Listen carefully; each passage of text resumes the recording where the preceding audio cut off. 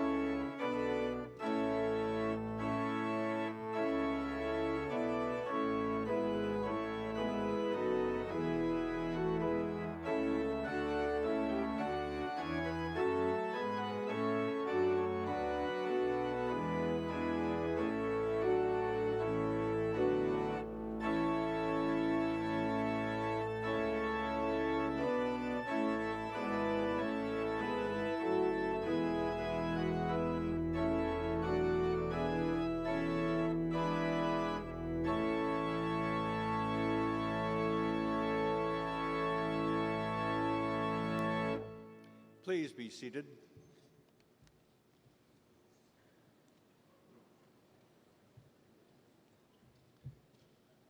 Ladies and gentlemen, the Dean of Northeastern University School of Law, Jeremy Paul.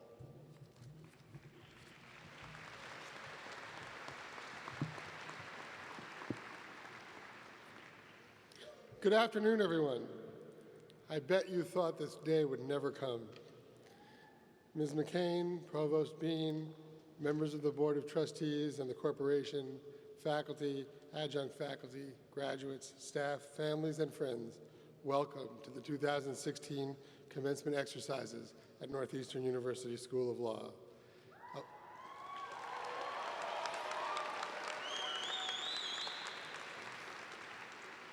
Above all, welcome to the class of 2016.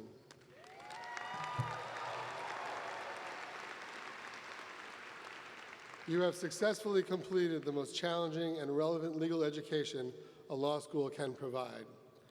And I'm not talking about deciphering when the law school charter calls for a community council meeting.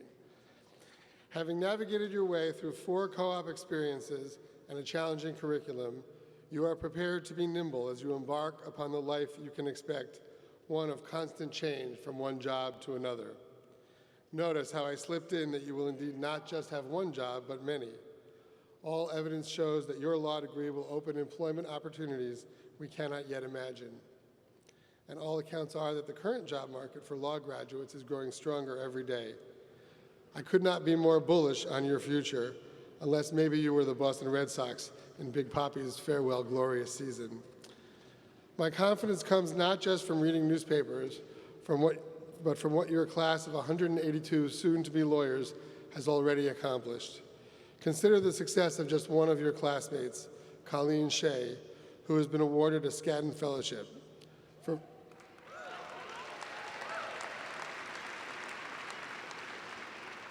For friends and families out there, this is like the Rhodes Scholarship for public interest lawyers. Colleen is just one of 28 fellows nationwide, and she will spend the next 2 years addressing the legal needs of low-income minority students with disabilities by working with the Disability Law Center here in Boston. Congratulations, Colleen.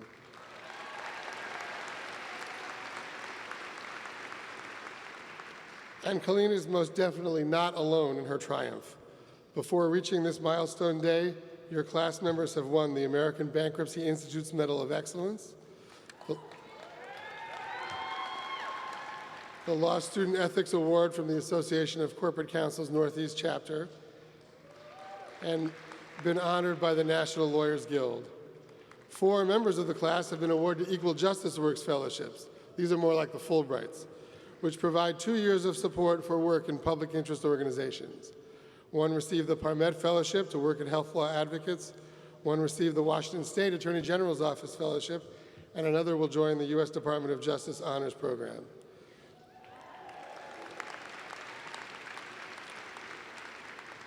Two of you have secured federal clerkships, and of course, every one of you has survived the perils of an SJ presentation.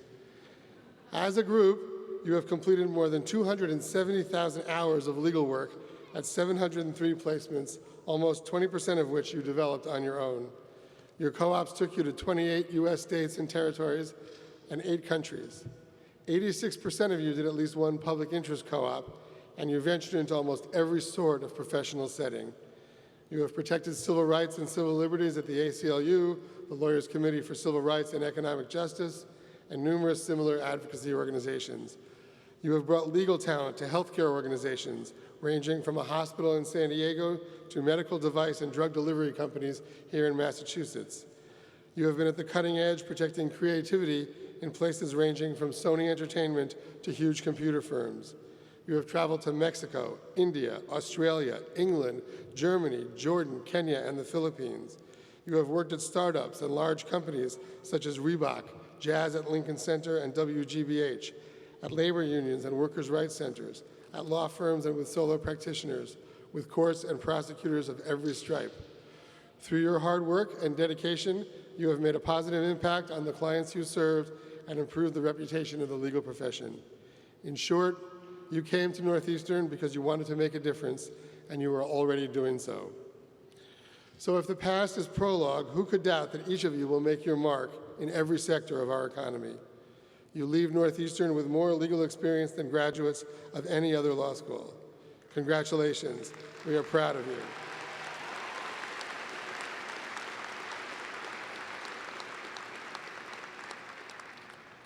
We are equally proud of another group of students earning a degree this year.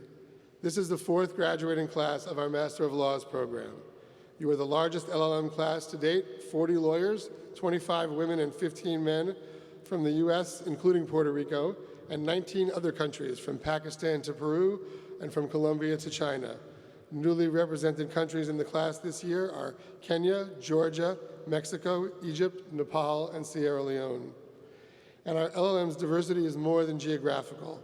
While most of the class chose the general LLM program, 6 specialized in human rights, 6 focused on health policy and law, 2 opted for law and economic development, and 5 chose our new international business concentration. Over half the class entered the program with substantial work experience.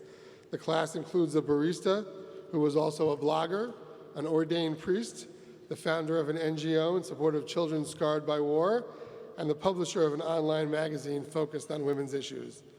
The LLM students completed co-ops locally in Boston, Cambridge, Quincy, Waltham, Mansfield, Lowell, and Fall River, and further afield in New York and Sweden.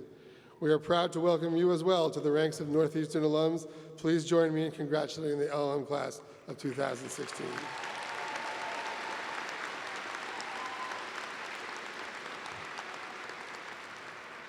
Yet all these achievements are only part of the story of why your future is so bright. Consider also what you have learned. You have mastered the essential tools of translating individual stories of injustice into public language that might win relief for clients from all walks of life. You know now that when 2 parties have a serious disagreement, odds are good that both sides have a point. You know the difference between an argument and an assertion. You have learned that if a picture is worth 1,000 words, so too is a good example. You have honed the essential skill of teaching yourselves new material quickly and thoroughly. In short, you have learned to think like a lawyer. But far more important, each of you will be a Northeastern lawyer. Your family and friends who have joined you today deserve to know a bit about what that means. First, you, our proud graduates, have proven you are not afraid to get your hands dirty. You know from co-op that lawyers, not just libraries, are needed to solve the messy problems that life inevitably throws at people living and working together. Remember this throughout your career and always ask the hard questions that will unearth the root of the problems you are asked to solve. Second, you know that winning at all costs today can mean losing your shirt tomorrow. Our collaborative approach to education has emphasized the need to fight as hard as you can for your client or your cause, but to do so without cutting corners or breaching ethical rules. So if at times in your career it feels as if you have no choice but to cheat or lose, think again. Ask for help. But don't take what seems to be the easy way out. It won't be. Third, you understand that a lawyer's bread and butter does not come from providing mere technical advice. In the internet world, your clients can look up the basic law. You will make a living through devising creative approaches to delivering justice. Indeed, lawyers ultimately are in the justice business. The world needs us to facilitate cooperation that will make the pie grow for all. So be proud of your profession, and it will be good to you. In my final words to you as your dean, let me encourage you to add a 4th pillar to the idea of Northeastern lawyering. To do so, I need to tell you a quick story. In early April, I had the privilege of attending a reception celebrating General Electric's decision to bring its global headquarters to Boston. Governor Charlie Baker and Boston's Mayor Walsh were joined by our own graduate Attorney General Maura Healey among the attendees, and by GE's CEO Jeffrey Immelt at the podium. Mr. Immelt told the crowd that GE had chosen Boston because he felt Silicon Valley had cornered the market on the internet for the consumer. He hoped Boston would become the headquarters for the internet for industry. I thought that was an interesting concept. But in the press conference that followed, not a single reporter made any effort to discover what Mr. Immelt meant, focusing instead on how we could count on GE to stay here in Boston and to bring jobs, how the company might be getting too many tax increases and tax incentives, and how many square feet of office space it might use. This complete lack of interest in the substance of GE's work on the part of those charged with communicating the day's significance to the general public was a powerful lesson, highlighting the growing divide between the scientific and business communities and those in arts, letters, and politics. I am counting on you as Northeastern lawyers to bridge this divide. That's one of the many reasons why I'm so thrilled to have Attorney Tracey McCain here with us today. She has succeeded by mastering the science of drug discovery. Learn from her, because you won't be able to promote the social justice you have heard so much about here on our campus if you cannot master the languages of science and business that are at the center of much of today's economy. Lawyers who build the future will be those eager to know more science, business, and engineering, not less. I might say the same thing about presidential candidates. Oh, and for the record, Nadine Aubrey, our engineering dean, explained to me that Internet for Industry involves sending software from one site to another that permits the 3D printing of manufactured goods on site at the recipient's locale. Dirty hands, honest dealing, devotion to justice, and curiosity about disciplines outside of the law will serve you well as you seek to translate your legal education into a lifetime of fulfillment and accomplishment.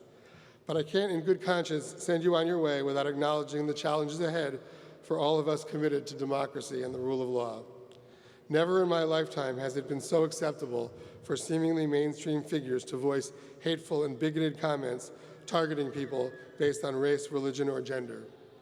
Whatever political party you might choose, we owe it to each other and to our profession to stand up to those who would divide our country along these lines. We weren't great when blacks and whites sat at separate lunch counters. We weren't great when my mother graduated from law school and firms wouldn't hire her because the men wanted to curse around the office. We weren't great when ramps and elevators were few and far between and those in wheelchairs could not board a public bus. We will be great when we find room in the fabric of American life to let each of us rise to whatever level our gifts and efforts can take us. As you use your legal education to participate in the development of American life, I urge you to remember this African proverb: if you want to walk fast, walk alone. If you want to walk far, walk together. And speaking of together, there is one more group deserving of congratulations. No one completes law school without a great deal of help. Assistance comes from parents and partners, from grandparents and siblings, from children, aunts, uncles, cousins, and in-laws, from friends and neighbors. These people have been cheering you on for years. Now that you have time to catch your breath, please take a moment to cheer them on by publicly thanking all those who pitched in to make this day possible.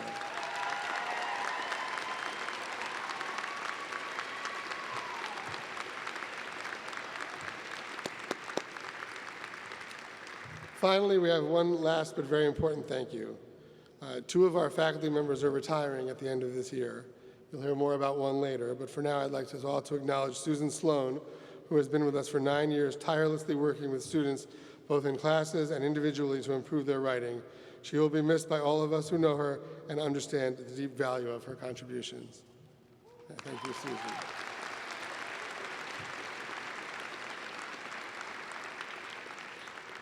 Class of 16, bravo. We will follow your path with interest. May the force be with you. I'd now like to introduce the first of our student speakers, Editor-in-Chief of the Northeastern University Law Journal, Andrew Justin Collins.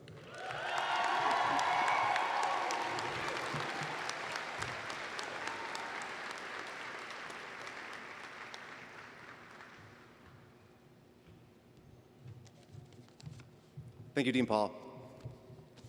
Thank you also to the faculty and the administration for Northeastern Law School. I have to say that each of you has touched all of us in a special way, and we really appreciate all you've done over the course of the last 3 years, for some of us longer. So thank you for everything you've done. Give them a round of applause.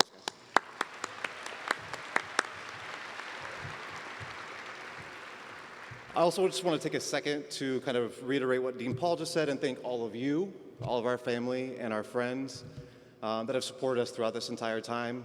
As law students, we realize that we are a little serious, sometimes a little annoying, probably a little sleepless, over-caffeinated, argumentative, unwavering. You get the idea, and we apologize.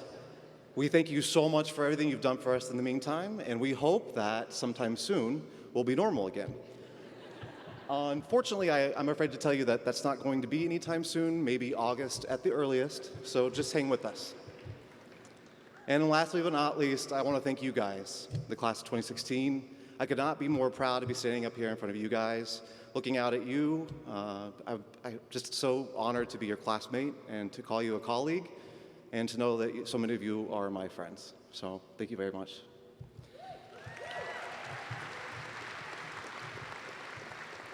In writing speeches like this, I think that you're almost forced to reflect back on your past, whether that's law school or your undergraduate career, family, friends, what have you. And I think that in doing so, in trying to come up with a theme to speak to all of you, I stumbled into my childhood, and I won't take you too far into that. But one of the things that was really interesting about my childhood is that I was that kid that always spoke. I was the one that just talked incessantly, you know, the one that asked questions and then questions on questions and then follow-up questions and then follow-up to follow-up questions. That was me. So I would ask these questions, and I think really the reason I did it is because I was genuinely fascinated with people. I was genuinely fascinated with interaction with people. And so I thought these questions would help me understand them better. So I would ask these questions, but the problem was I would always expect a very specific answer. Obviously, that never happened, and so I found myself often very frustrated with conversations with adults. So I would continue to ask more questions, often to the annoyance of the poor adult on the receiving end. And I have a very specific memory of my mother, and I don't remember if I had been frustrated with a conversation I had with her, or if it was a frustration I had had with someone else and I was just relaying to her the story. But I remember her looking at me in a slightly frustrated tone. She said, "Drew, not everyone is like you." And I thought, not everyone is like me. Well, obviously. Otherwise, we wouldn't be in this situation where I'm so frustrated. But in reality, that phrase and that tone, it really stuck with me for the rest of my life. Not everyone is like you. So it seems like a really simple concept, right? But I think the reason why that stuck with me for so long, and it was so important to me, because my mother had taught me a much different, a much more pronounced lesson at that moment. That not everyone is like us. You know, it was actually probably one of my favorite poets of all time who once wrote, "It's not our differences that divide us, it's our inability to recognize, accept, and celebrate those differences." That's the great Audre Lorde, for those of you that don't know who that is. And I think in her saying that, and when I was trying to think of something to say to a group of people that had just been through 3, 4, 5, 7 years of challenging life, who are about to entrench upon a brand new career in a brand new world, what did I want to say to them? And that's what I wanted to do, was just what Audre Lorde said. I wanted to celebrate our differences. So let me take us back to August 2013. That was when most of us were coming together for the first time. And you remember those first few days of orientation, we were kind of shoved together in 97 Cargill and talked at for a couple days? Well, one of my favorite parts of that was actually when Carrie Taubman from the admissions department came up, and she kind of gave a little bit of a snapshot of our class, something kind of similar to what Dean Paul just did, and in talking about what we did before law school. And I just thought that was really fascinating, seeing where we all came from. So just to kind of remind you guys of where we were when we started, and this is from her list, but it's in my order. So in the class of 2016, we had a sheriff, a CEO, professors, real estate agents, a public transit driver, lots of paralegals and legal assistants, of course, an art director, a lobbyist, a wildfire specialist, an EMT, a baker, a cosmetologist, that one was me, people that had volunteered for Habitat for Humanity, crisis hotlines, Teachers for Teach for America, the Red Cross. I mean, really, the list just goes on and on. And then, as an added bonus, we had all these people that came and joined us our second year that brought even more experience and exposure, not to mention the LLMs that joined us this year and in times past. So then we started out, and as these completely different people from completely different backgrounds, we went out and started to do our JD together. And even with this common interest and this common goal, we were still making different decisions right and left. We decided on different classes based upon what professor was teaching, what day it was offered, whether or not we had to go to school on Friday. We chose co-ops, as Dean Paul just reiterated, across the globe in millions of different legal aspects and scenes. And this was all based upon our individual interests and hopes, what we were looking to get from being an attorney. So the question is, did that fracture us as a class? Did those differences make us any less strong or make us feel like we weren't together? And I actually think it's quite the opposite. Because of our differences, because of our varied experiences, we learn from each other. Whether that was in class, in study groups, in the commons, we were able to learn lessons from our individual experiences. We taught each other through sharing an outline. We taught each other by explaining the rule of perpetuity. We even helped each other offline by little daily coffee dates, thank you, Courtney, or by answering late night emergency text messages when one of us might have gotten locked in the library. All of these things really helped teach each other about all of the important things that we needed to learn as law students. So when you come up on this stage today, look out at your classmates and remember that, in a way, we're each other's professors. We've been able to teach each other amazing life lessons about the law and just about life in general.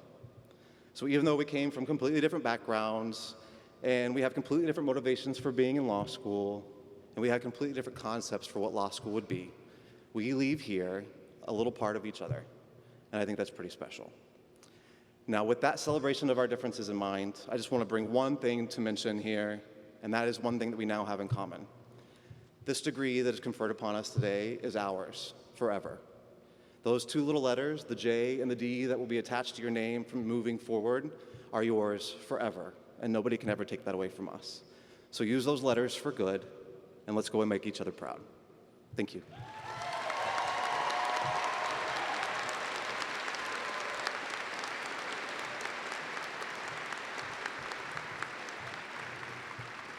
Thank you, Drew. Our next student speaker is Jennifer A. Denker. Ms. Denker will be clerking next year for the Honorable Judge Janet Arterton, Senior U.S. District Judge for the District of Connecticut.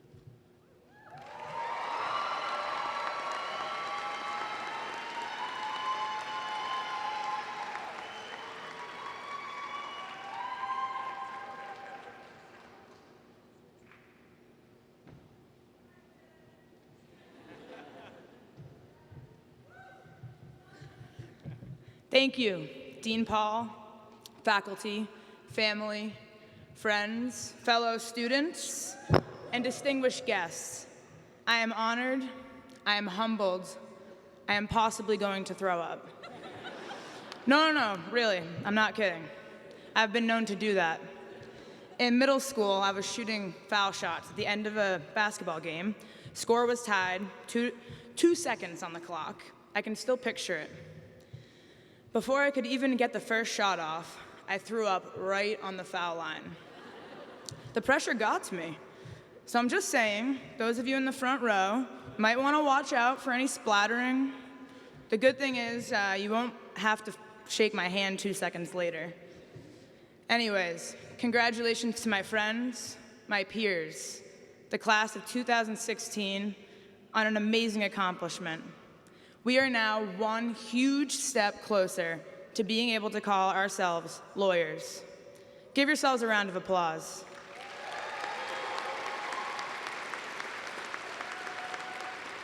You can now write a 10,000-word document and then call it a brief. Truly amazing. I must say, law school taught me a lot. One thing it showed me is there are still some things I'll never be good at. It surprisingly did not improve my sense of direction. It's really bad. So bad, I have literally walked into a bathroom door coming from one direction and walked out the other way, minutes later, not even thinking a thing about it. It's so bad that when I was a kid, I would get lost biking in my neighborhood for years. I spent a good portion of my 1L year doing laps around Doxter. It's a tough place, it's like a maze. But anyways, the point is I'm not and never will be good at directions. I'm not good at a lot of other things too. Art, being quiet, saying no, the list goes on. Well, today I stand up here and I have to admit, I'm worried that I will not be good at making this transition out of the safety of our law school community and into what I like to call the real world. I am, frankly, pretty scared of having to put away my backpack and pick up that briefcase. Long before I wrote this speech, which was obviously not 2 days ago, I created a Facebook event for my graduation party titled, "I'm Almost a Real Person." I called it that because I, unlike many of you here today, have not yet truly lived in the real world.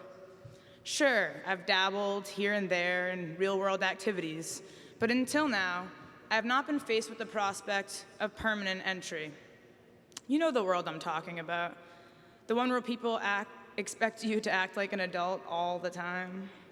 Where it's no longer acceptable to go to Punters every Thursday or to Connors for breakfast.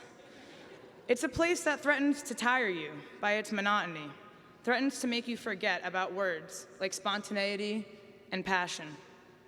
So mostly, when I say that I've been thinking a lot about the real world, I mean to say that I have been thinking a lot about how to avoid being swallowed by it.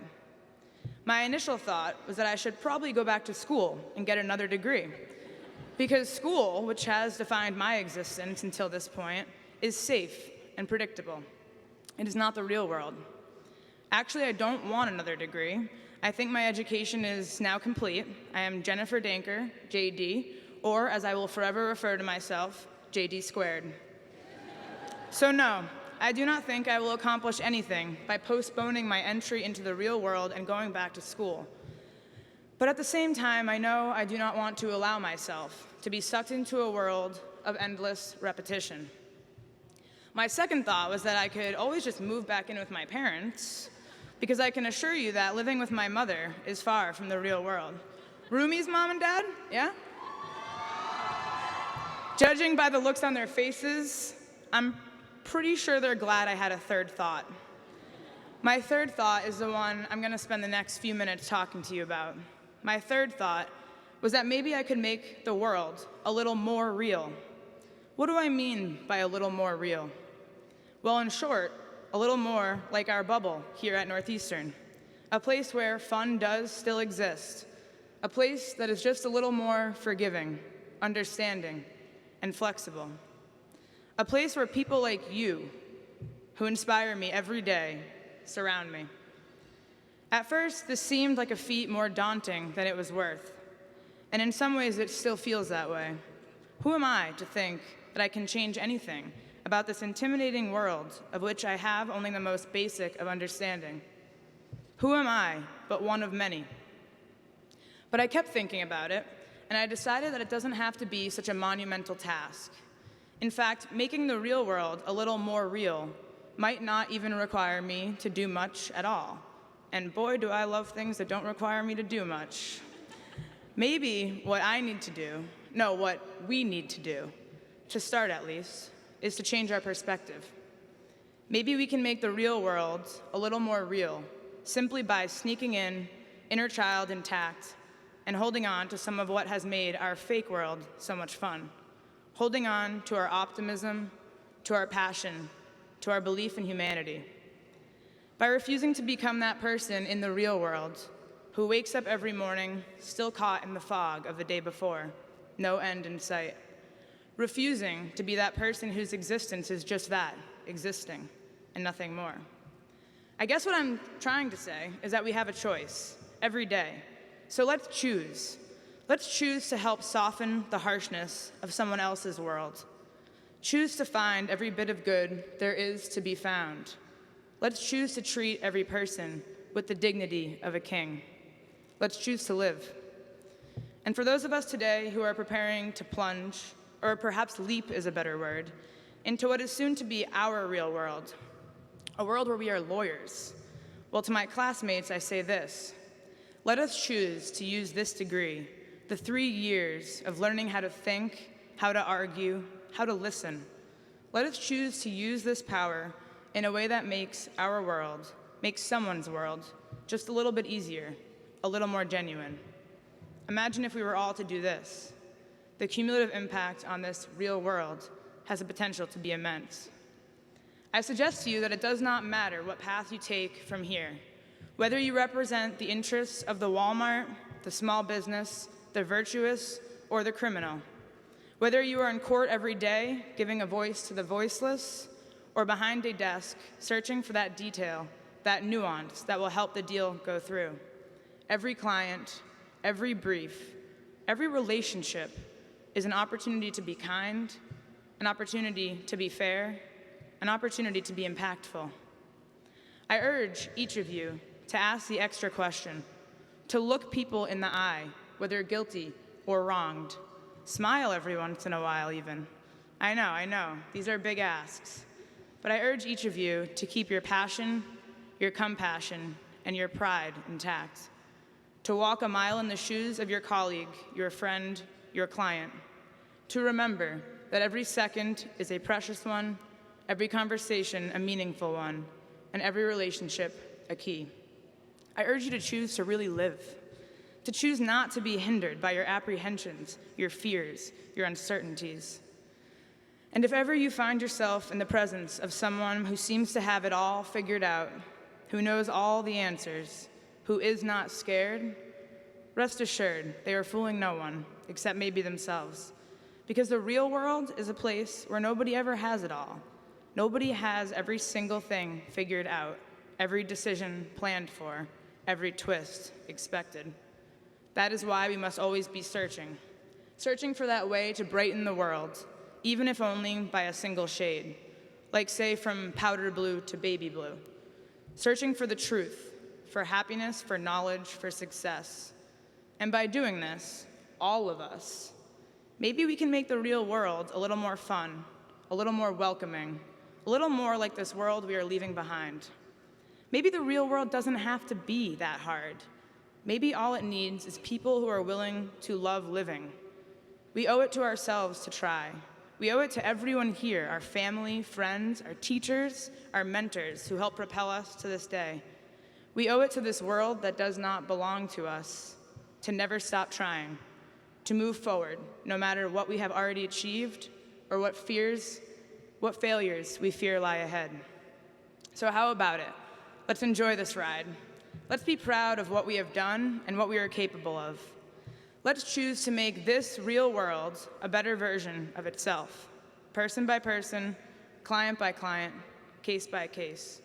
Let's choose not to be just one of the many, but rather to stand alone as one, to fight against the threat of complacency, against the temptation to let the real world seduce us into passively floating through it, content just to be. No, let's do more. Let's live. Let's have some fun. But hey, who am I to tell any of you how to live? I'm just a nervous, scared 25-year-old. All right, you got me. I turn 26 next week, but I'm just a scared, nervous, almost 26-year-old, teetering on the verge of the real world and trying to figure out how not to get swallowed by it. Thank you.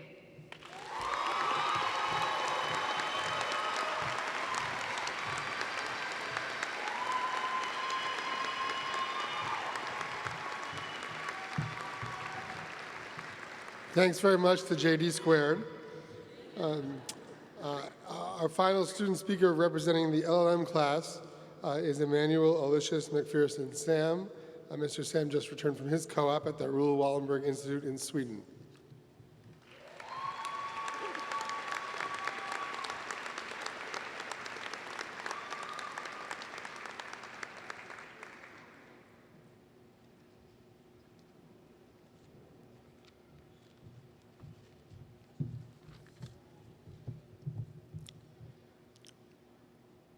Provost Bean,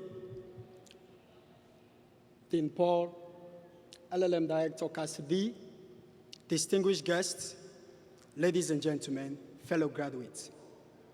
Thank you all for being here on this auspicious occasion. To my fellow graduates, I want to say yes, we made it.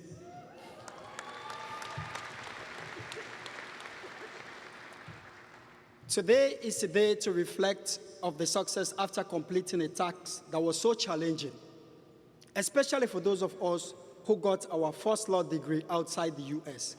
What a sigh of relief.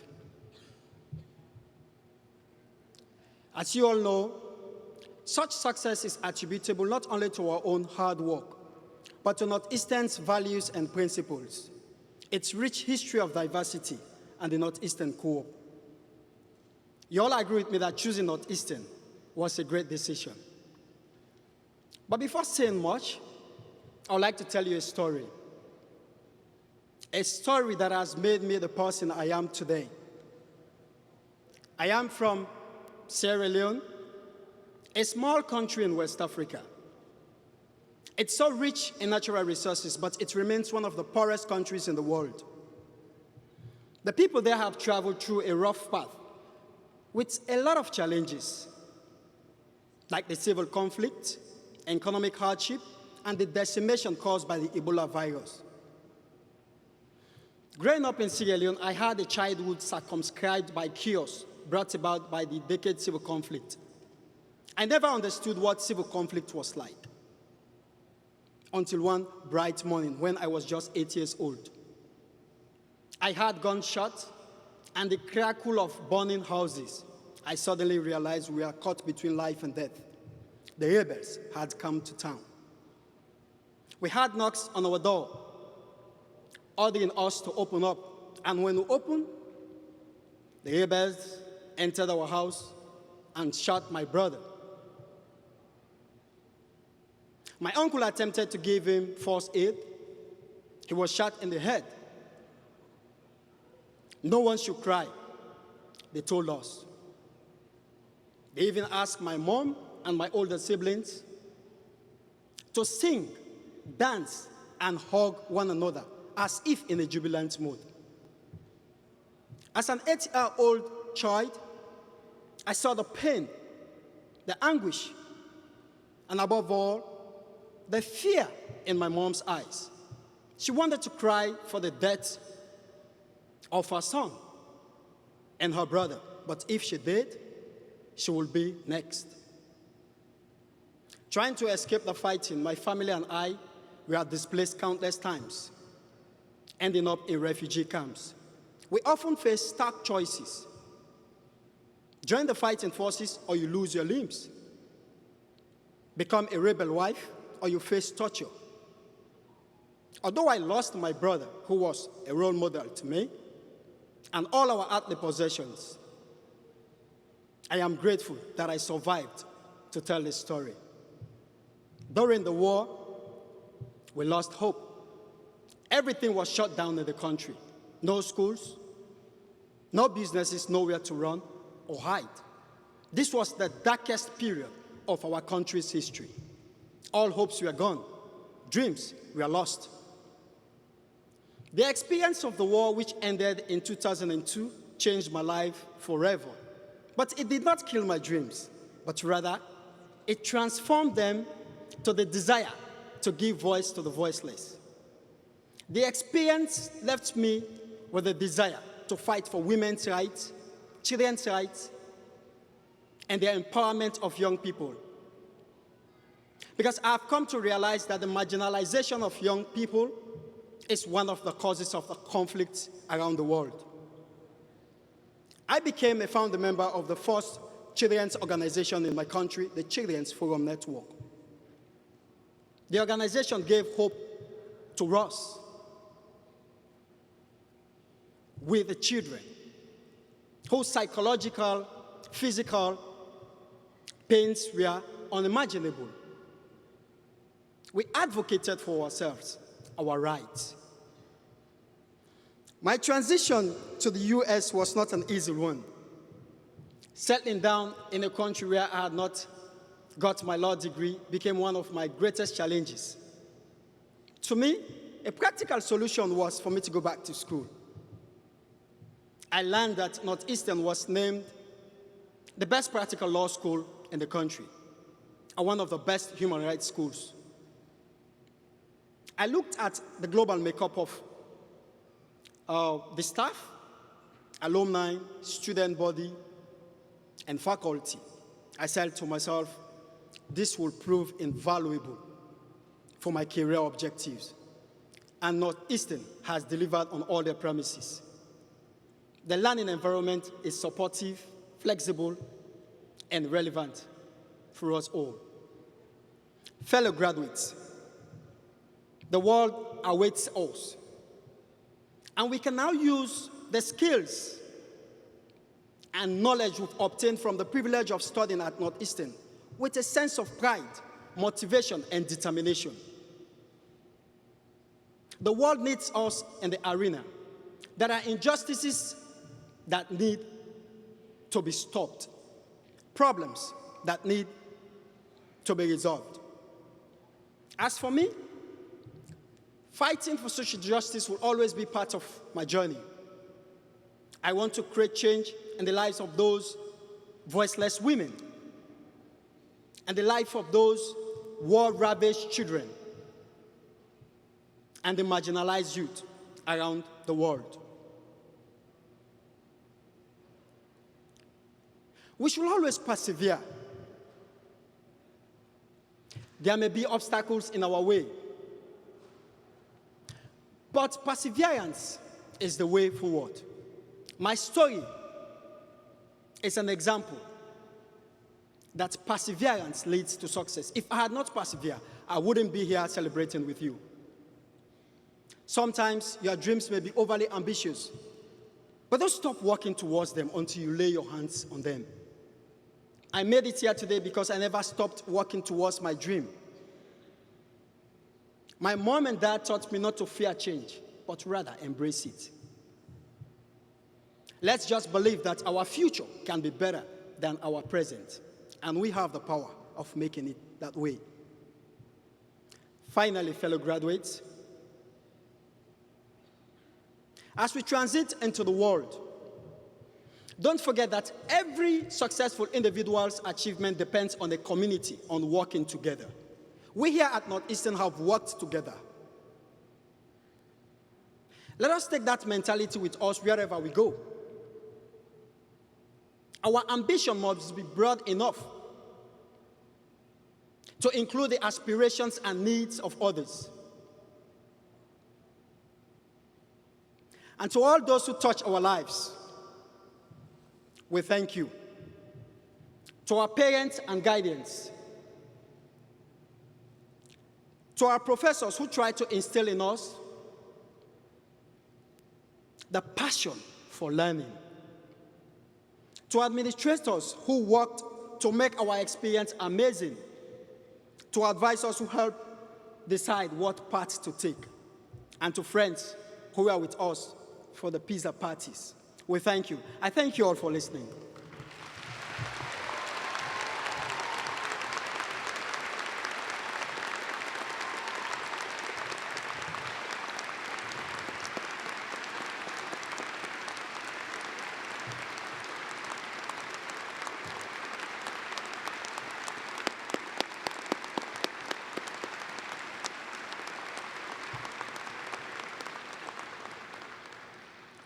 Thank you, Emmanuel. I know I speak for everyone in this arena in saying that we too are grateful that you survived and that you chose to spend this year with us.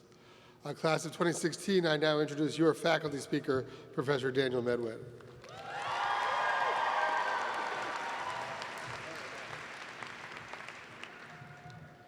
I am so honored and touched to be your commencement speaker. And after that speech, it feels somewhat almost inappropriate to start with a corny dad joke. What do you say? Now, as some of you may know, my 9-year-old Millie is very fond of math jokes, okay? So here's the latest from her treasure trove, okay? Why did the number 4 not get into the nightclub? Why? She was too square. Now, don't ask why my 9-year-old knows about nightclubs, okay? I don't know about that. But I like the fact that she knows square roots, okay? And when I look out at all of you, I see so many prime numbers, unique individuals, and of course the parents who co-signed your loans. But I also see a constellation, a galaxy, or in Newsel speak, a community. Or as Carl Clare would like us to believe, a collective, where you have worked so hard collectively to advance the common good and the good of yourselves and our school. And in the spirit of teamwork and collaboration, I would like to invite one of my dear comrades, colleagues on the faculty to join me in this address. Someone who personifies, exemplifies the unique culture that we have here at Northeastern. And you know who I'm talking about, none other than Steve Subrin.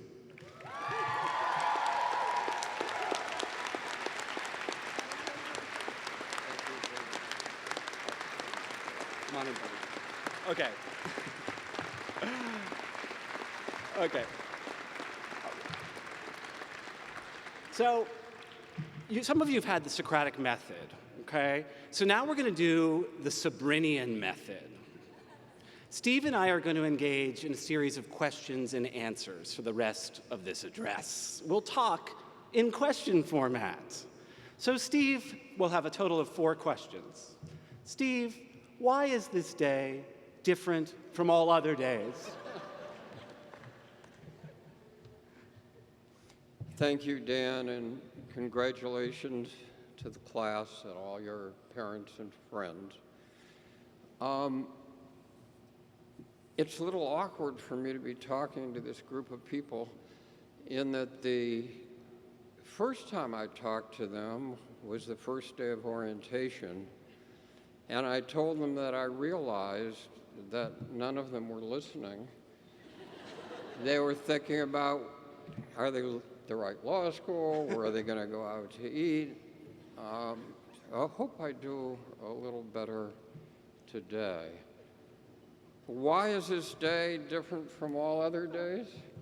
Well, first of all, by my calculation, everybody here except Ben has had 5,400 days of being in formal education with formal teachers. Second of all, up to now, many of you would tell me the story that you went on Christmas vacation or you were out for Easter, and people would ask you to answer a legal question. And you would say to them, well, how can I ever answer this question? I'm not a lawyer. Pretty soon you weren't going to be able to do that again. The buck is going to actually stop with you. And that's a real obligation, to have other people rely on you for advice. This day is different for me because 45 years ago, I sat in on the first graduation of the reopened Northeastern University School of Law. There were approximately 20 graduates. We had no idea that 45 years later, your predecessors would occupy governor's offices, senators' offices, judicial offices, head law firms, and as David Hall, our former dean, said, you would be at the head of every progressive movement in the United States. So this day is different from all other days, and thank you for asking me. But I have a question for you. Oh no, Steve's calling on me. Why are Northeastern law students different from every other law student? Thank you, Steve. Wow, that's a good question. I've taught at 2 other law schools, went to a 3rd, and you guys are different and far superior than any law students I've ever met. You are nimble and resourceful and resilient, and every trite other phrase I could come up with. But most notably, with respect to the theory and theme of teamwork, you really do work together. You're actually collaborative. This is so bizarre to me, given that for the first several decades of my life, every single lawyer and law student I met was not. Now, instilling teamwork and collaboration is really hard. I'm trying to do it with my 3-year-old, Clementine. I have to give her some airtime, too, for real life, okay? I have to. She loves basketball right now, which is a little bit of a problem when you're 3 years old and about 3 inches tall. But the other day, we were at a picnic, and the host had one of those 4-foot-tall baskets. She saw her window of opportunity. She grabbed the ball and started shooting, but despite her best efforts, it would just graze the bottom of the net. I could see the storm building. Now, as a parent in this situation, you're caught between 2 polar extremes. You don't want to be the helicopter dad swooping in to save her, but you also want to avoid the really embarrassing temper tantrum that will mean you'll never get asked back again to this house. So I was deciding which way to go when Clementine figured it out. She looked up at me and she said, Dada, hold you. Now, at 3 years old, they kind of invert their pronouns. She's a little confused. She's bound for BU law school, okay? So I lifted her up, and she dunked the ball. She didn't throw up, Jennifer. She dunked the ball. And this amazing look of contentment crossed her face. And I actually, this sounds hokey, but I thought of you guys. Because you actually seem content and pleased walking around the halls. Because you work together.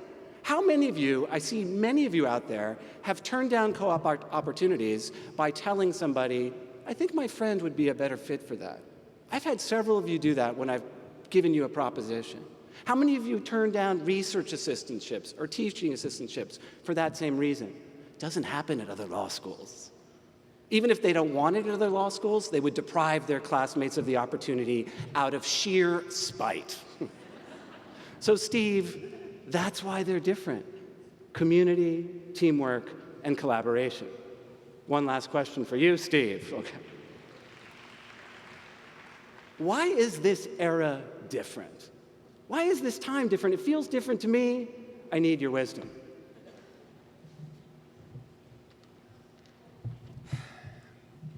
Where's JD squared? JD, Dan told me a few days ago he was going to ask me this question. And I've literally lost sleep over it because I can't figure out whether this era really is different from all other eras. Quotes kept coming through my mind. We will either hang together or we'll hang apart. A house divided cannot stand. The only thing we have to fear is fear itself. Never, ever give in. Never, ever, ever. That was Winston Churchill. And now I became death, the destroyer of worlds. Oppenheimer on the dropping of the first atom bomb. Rosa Parks refusing to give up her seat in the bus in Montgomery. How did it feel? Are what we're terrified about really all that different? Or is it true that every generation has a rendezvous with destiny? One place I think you're different, and I'm going to give you a quote I picked up in the Toronto Star. Quote, this was a headline. Has Donald Trump's lies pushed the United States into a, quote, post-truth world? Post-truth world. That has me terrified. I mean, if I tried to teach any of the third of you anything, it was that facts count. You always start with reality. What are the facts? I am terrified by climate change. There is absolutely no question in my mind that it's at least materially caused by human beings. I have grandchildren. You're going to have children, grandchildren, and great-grandchildren. A post-truth world? If nothing else, I'm counting on you to remember that facts count. There's no way you can try a case. There's no way you can negotiate. There's no way you can do legislation without at least taking account of reality. So I think in that respect, if this is right, if we're entering into a post-truth world, you're in an era that you really should be worrying about. But I have a question for you. Given this world, and given that you've been to several other law schools, what advice do you give these new lawyers? Don't let Steve Subrin retire. I think that's the first piece of advice. The second piece of advice relates to teamwork a little bit. Keep that teamwork ethos with you at all times. Rely on each other. Rely on your partners, your associates, your friends, your family members. But notably, don't look to other people for external validation, because it will always prove lacking. Many of you spent the first few years of your lives trying to please your parents. Many of you have then spent the last 20 years trying to please us. We are essentially difficult to please. And by trying to please other people, you'll ultimately always be unsatisfied. Last war story, you've heard a few from me before over the last 3 years. I started out in private practice. I was at a big law firm. I was working really hard, and there was a partner who just hated me. Nothing I could do. Obsequity? No. Hard work? No. Talking about his kids? No. Nothing. The only way I thought I could appease him was to double down. Double down on the work. So there was an important deal, and I stayed up virtually all night. I dotted every I crossed every T.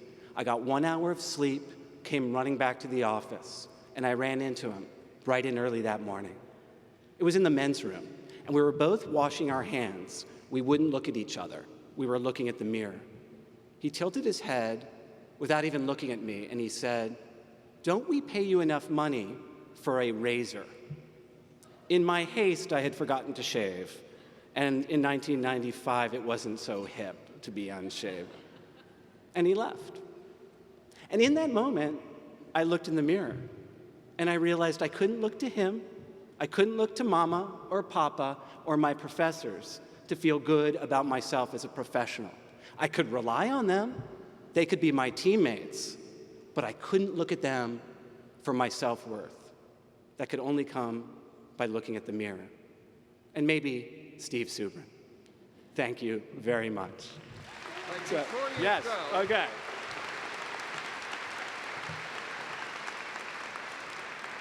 Uh-oh. Before Dan goes, I have a few presents for him, but I just have to show you a present that was given to me by a graduate 2 weeks ago.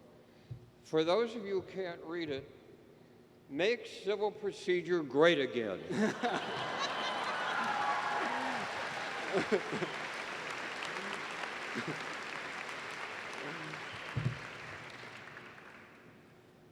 Since my contract expires in 1 month, I wanted to make 2 presents to Dan for the archives, for him to give to the next generation when he retires.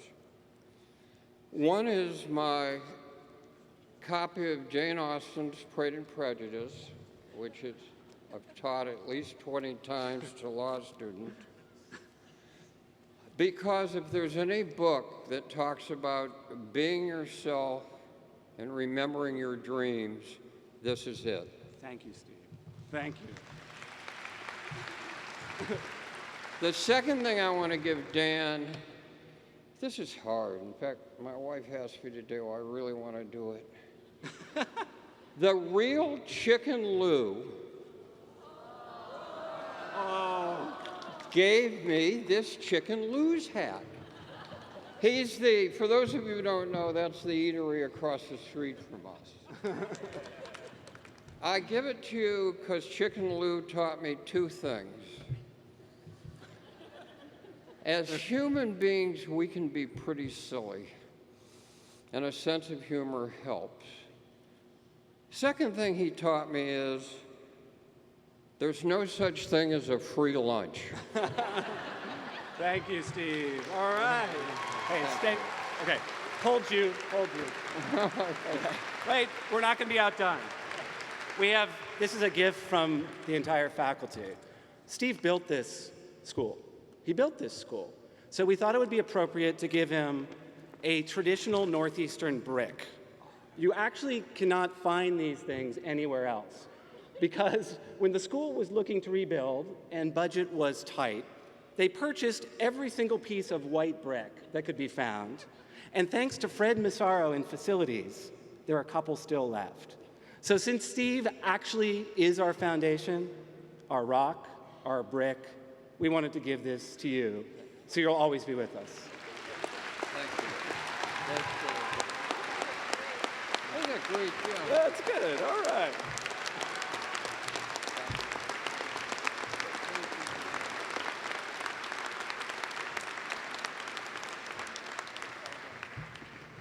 Well, thank you, Professor Medwed and Subrin. It is my pleasure to call upon Professor Richard Daynard to escort Tracey L. McCain to the podium.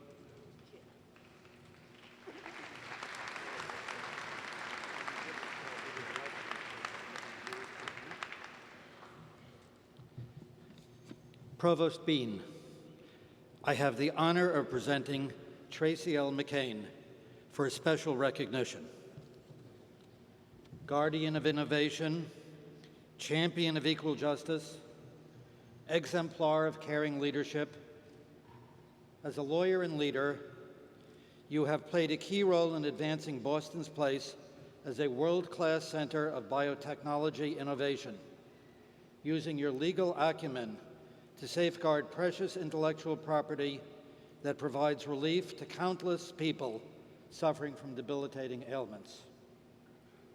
As Senior Vice President and Head of Legal for the global innovation giant Sanofi Genzyme, you are a valued member of the company's executive leadership team, known for the clarity and strategic wisdom of your counsel. You have manifested your commitment to the community in many ways, volunteering your leadership skills to benefit organizations as varied and valued as the Partnership Incorporated, the New England Conservatory of Music, and the Dana-Farber Cancer Institute. This year, you were the deserving recipient of the Massachusetts Black Women Attorneys Ida B. Wells Award, honoring women who, through the practice of law, exemplify Wells' pioneering spirit and commitment to the advancement of civil liberties. Therefore, on the occasion of your address to the Northeastern University School of Law's graduating class, we express our gratitude and admiration for the tireless way you have touched and served so many, from those who create tomorrow's solutions to those who build tomorrow's communities.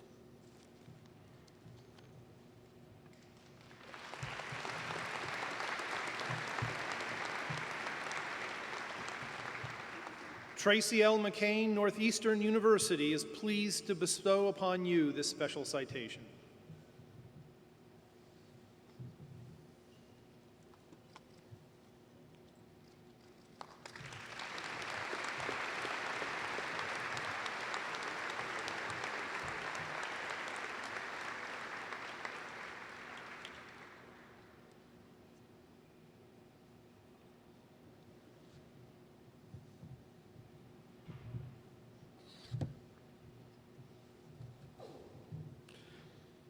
It is truly my pleasure to introduce our commencement speaker, Tracey L. McCain, Senior Vice President and Head of Legal for Sanofi Genzyme. It is an extraordinary accomplishment indeed for someone without a technical scientific background to have earned a place in the inner circle at a company that earns its money via scientific research. During Ms. McCain's 18 years with the biotechnology company, she has managed a variety of responsibilities, including supervision of strategic transactions, managing attorneys handling corporate securities, employment, litigation, and intellectual property matters, and participating on committees such as the Community Relations Review Committee and the Global Crisis Management Committee. Ms. McCain is a member of Sanofi Genzyme's executive leadership team, as well as Sanofi's legal steering committee. Sanofi Genzyme, with global headquarters in Cambridge, develops specialty treatments for debilitating diseases that are often difficult to diagnose and treat, providing hope to patients and their families. Its primary areas of focus are rare genetic diseases, multiple sclerosis, oncology, and immunology. In addition to her stellar legal career, which included time as an associate at Palmer & Dodge, Ms. McCain has played a significant role in Boston's civic life. She recently became a governing trustee of the Dana-Farber Cancer Institute and previously had a 13-year relationship with the New England Conservatory of Music, first as an overseer and then as a trustee. She also had the privilege of participating in the Fellows Program of the Partnership, Inc., and serving as a member of the Executive Committee of the Massachusetts Black Women Attorneys Association, a group from whom she received the 2016 Ida B. Wells Award. Ms. McCain did not go to school here at Northeastern, having earned her BA from the University of Pennsylvania and her JD from Columbia University School of Law, but I will let her tell you why, nonetheless, this is not her first Northeastern graduation. Please join me in welcoming Tracey L. McCain.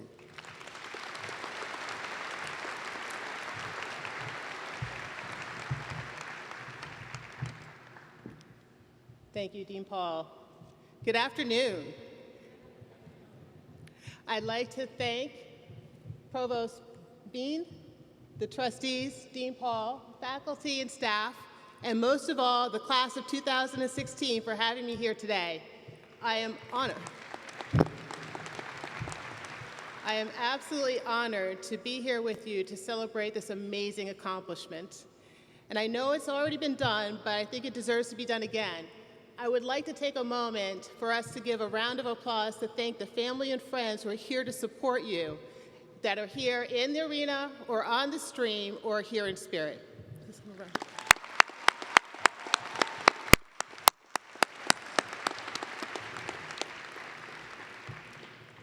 When Dean Paul and I spoke about my being here today, I did indeed let him know that Northeastern is near and dear to my heart. And I have an actually long-term tie to Northeastern that goes back several decades. Now, hopefully, someone out there is thinking, Tracey, how can that be true? You look so young. Well, I'll tell you, my earliest memory is actually of Northeastern. I was 4, I was surrounded by people, and I was clinging to my mother's arm. I saw a large group of people, a crowd. My father was in there somewhere. I couldn't see him, and I was scared. I was at my father's graduation. My father came to Northeastern as an undergraduate after serving in the U.S. Navy, and I had the privilege of attending his graduation. Fast forward to the 80s, the groovy 80s, I think they were. I was in college, and the Honorable Roderick Ireland, former Chief Justice of the Massachusetts Supreme Judicial Court, gave me my first job related to the legal profession. He had heard that I was interested in applying to law school, and he gave me a summer job at the juvenile court. He was an amazing mentor. Fast forward a few more years. My sister earned her master's here at Northeastern, and in 2014, I had the honor of attending another Northeastern graduation. This time, it was my stepdaughter's graduation over at the Garden. Excuse me. That was a huge graduation, by the way. I couldn't see her either. But I was very proud of her. And I never admitted this to her. I was also kind of happy to be there because one of the honorary degree recipients was LL Cool J. And it never hurts to have LL at your graduation, so I was pretty happy. Now, I'm no LL, but we don't need him today because we have you, and you are our stars today, the class of 2016.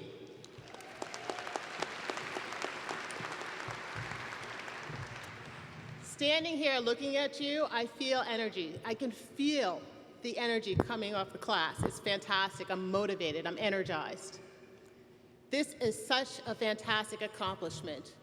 You have worked so hard to earn a great foundation of knowledge and experience here at Northeastern, and it's going to serve you so well in so many different ways. So the question that I have for you today is, where is your journey going to take you next? How are you going to use that foundation? When I debated what to say to you when I came here today, I thought about all the very helpful advice I got from my family and friends over the years. I thought about telling you to keep an open mind, to stay open to the possibilities. Well, and then I realized that that was actually dating advice that someone had given me at one point, but it actually fits, it works here too. I also thought about telling you to go out there and make life happen. Don't just let life happen to you. And part of that is making sure that you go out and network. Make yourselves known. Make your interests known. Because even though you don't know what opportunities are going to present themselves to you, you do know that they're not going to just show up at your door. Get out there and network. Now, that was also dating advice around finding the right man, but it applies here too. I'm not going to do that though. What I'm going to do is challenge you. I'm going to challenge each and every one of you to get out there and make a difference. You can do it on your own or as part of a team. It can be big or it can be small, but in some way, go out there and have a positive impact on the world. When I sat where you are, I had no idea that I was going to get involved in biotechnology. I didn't know what I was going to do after graduation. I knew I eventually wanted to go in-house, and I knew that I wanted to contribute to building something, but I didn't know what that was.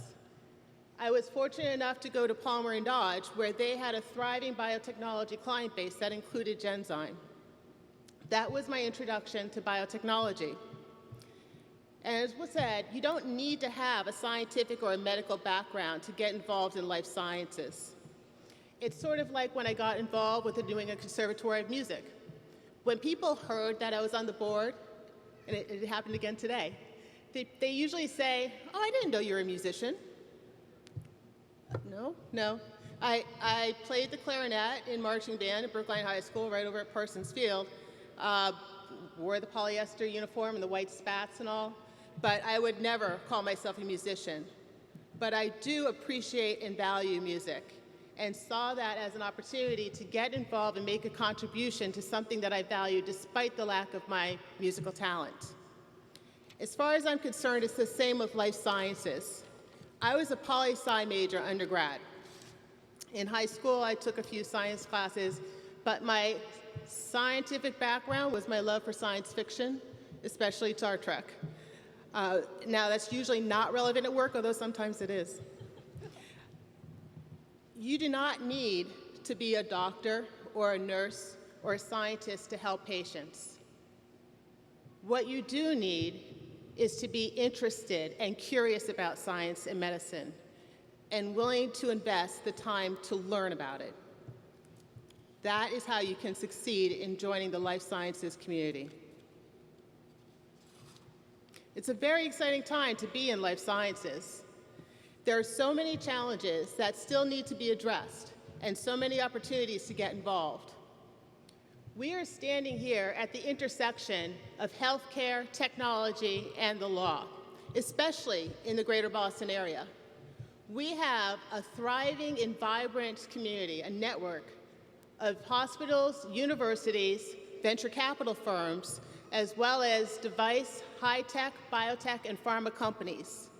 These industries can work together to transform lives by innovating ways to address patient needs across the spectrum, from diagnosis to treatment to maybe even cures.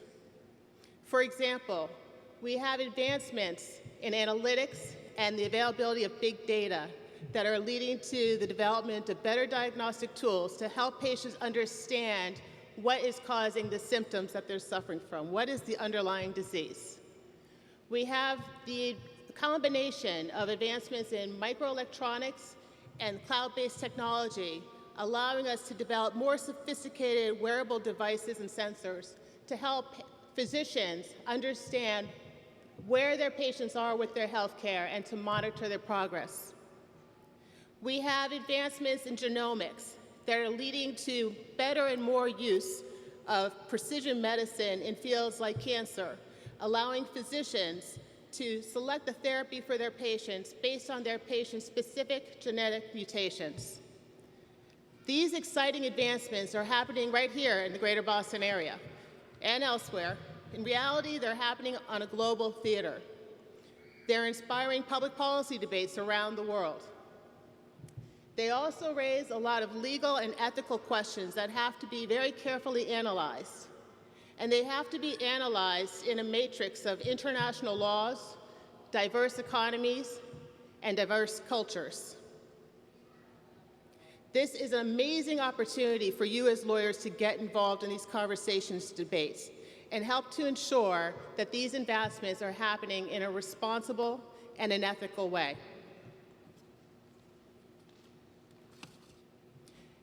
Now, when people think about drug development, they typically focus on the scientists. They think about the scientists who discover and develop the drug. And that is the core, that's the essence of drug development. But it actually takes a fully integrated, multidisciplinary team to rally around the science to get the product from the lab to the market, and that includes lawyers. Let me give you an example. One of my earliest and my proudest moments came when I was at Genzyme. I was asked to help form a joint venture with a Dutch company to develop a cure for Pompe disease. Now, Pompe disease is a rare, ultra-rare disease that only afflicts about 10,000 people around the world. But it is absolutely devastating. Infants with the most severe form of this disease do not make it past their first birthday. It is devastating, and at that time, there was no therapy. The joint venture was the development of a therapy using enzyme expressed in the milk of rabbits, hundreds of thousands of rabbits. Now, when I was in law school, they didn't teach us about transgenics. They didn't teach us about how to derive medicine from rabbit milk, but I was willing to learn. And I could take that understanding and combine that with my understanding of contract law, of negotiations, and of corporate governance to help form this joint venture. That joint venture firmly placed our feet on the road towards developing a therapy. That road took a lot of twists and turns that were unexpected and resulted in several other transactions, including another joint venture, several license agreements, and the acquisition of a company in Oklahoma. But over the course of 8 years, we were able to test 4 different products, and ultimately, in March of 2006, we got our product, Myozyme, approved by the FDA. That was one of my proudest moments, and I was very happy to be part of that team from the first day. There are stories like this behind the development of many products that are currently available on the market. This story happened to make its way into a book that became the basis for a Hollywood movie. Now, if you go and see the movie, you'll see that the lawyers never make it in, at least not in a positive way, and my role didn't make it in. But if I had been asked, I would have asked for Angela Bassett to play me. I'm sure. The approval of Myozyme was just the beginning of our commitment to Pompe patients. We continued on with the development of a diagnostic tool and a second-generation product that's in the clinic. But there are 7,000 known rare diseases, and only 400 have therapies. Only 400 out of 7,000. There are so many patients out there that are relying upon our community to continue striving for advancements in answers and therapies for their diseases. Working at Sanofi Genzyme has allowed me to be part of a purpose-driven team in a company that has a 25-year history of humanitarian programs and meaningful community involvement. It has allowed me to strive to make a difference. But the question I have for you is, how will you do that? How will you try to make a difference? And how will you know? Chances are, for most of us, it won't be from the number of likes that we get, or the number of followers that we have, or whether or not we become a member of Taylor Swift's Girl Squad, but it may be from the satisfaction that you get from mentoring another student, or from giving her a summer job, community service, or working for a company that has a mission that aligns with your personal values. As President John Kennedy once said, one person can make a difference, and everyone should try. Your professional journeys will take you today in different directions. Your network is here. You are surrounded by people who know how great you are and what you can do. And we're all excited to see what you do next and where your journey takes you. No matter what you do after today, as long as you leverage the knowledge and the experience that you worked hard to gain here at Northeastern, and if you bring your common sense and your humanity with you every day, no matter what you do, you will be great and you will make a difference. Congratulations to the class of 2016 and welcome to the legal community.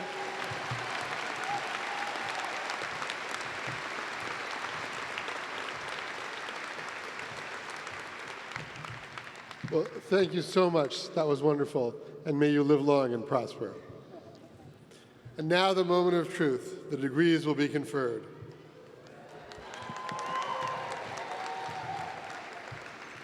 Provost Bean, it is my privilege to report to you that the candidates here assembled and others have qualified in all respects for the degree of Juris Doctor or Master of Laws. They have successfully completed curricula offered by the School of Law and have been recommended by the faculty and the Council of Deans to be awarded degrees in recognition of their academic accomplishments. Will the candidates for the degree of Juris Doctor please rise and remain standing until your degree has been conferred.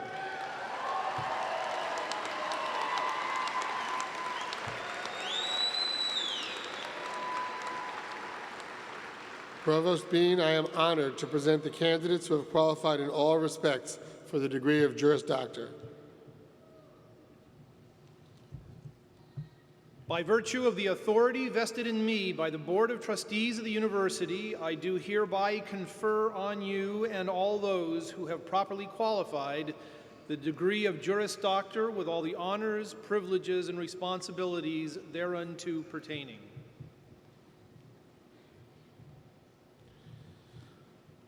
Will the candidates for the degree of Master of Laws please rise and remain standing until your degree has been conferred.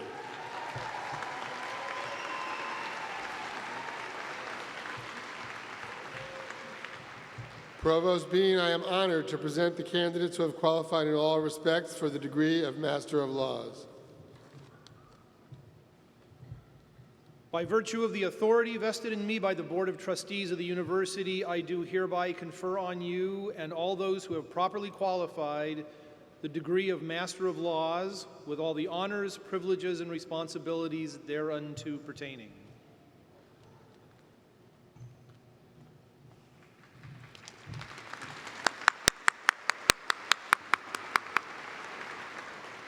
Will the graduates please be seated?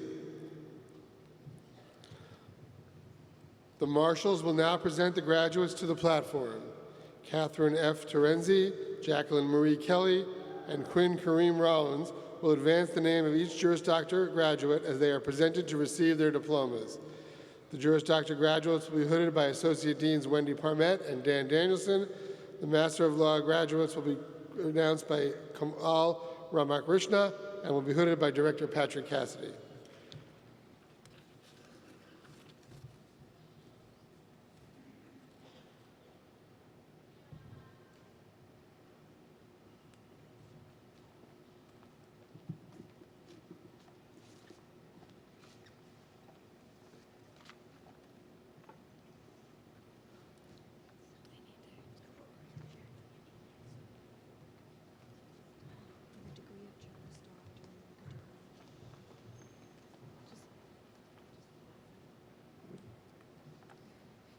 Hillary Ann Degnan.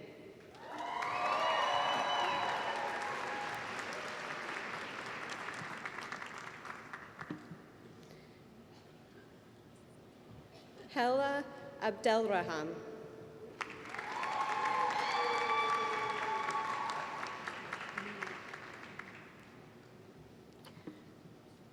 Jessica Tsunami Acosta Muller.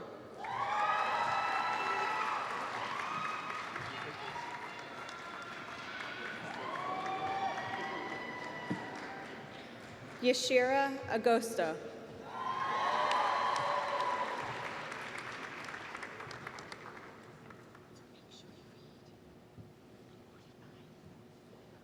Hooded by his father, Salah Al-Wasan, Northeastern University. Mohammed Salah Al-Wasan.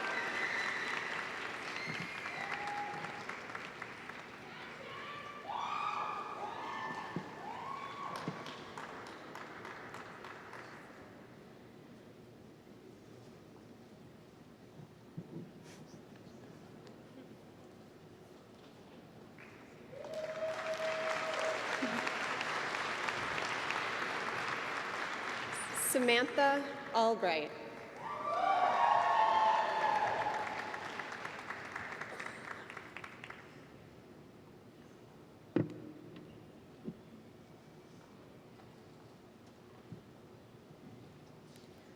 Courtney Lauren Allen.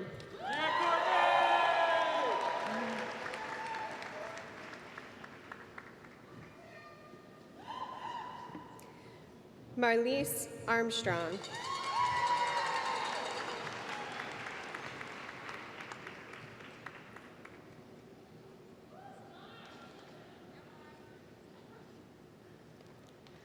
Amin Ashrafi.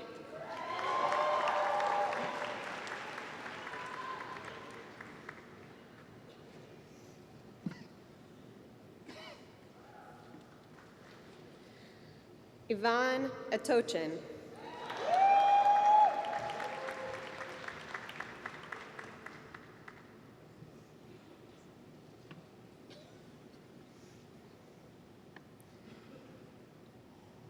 Diana A. Baluku.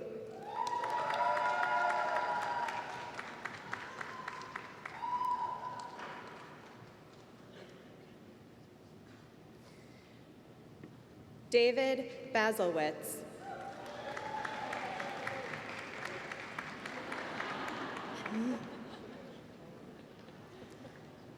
Allison Bellinger.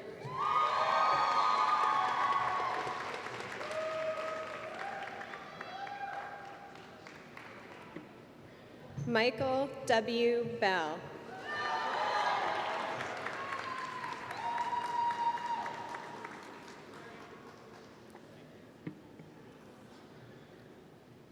Brooke Nicole Bischoff.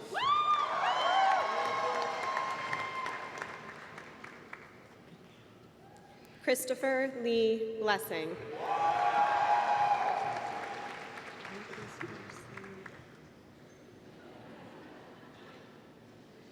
For the degree of Juris Doctor and the degree of Masters of Science in Accounting, Masters of Business Administration, Stephanie Block Geddes.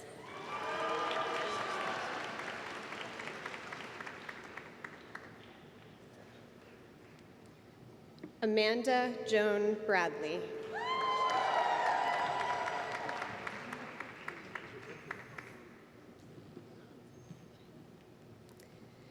Carrie Jean Brennan.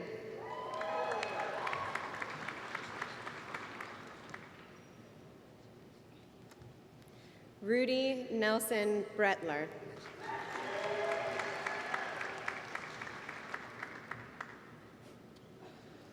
Andrew Bridson.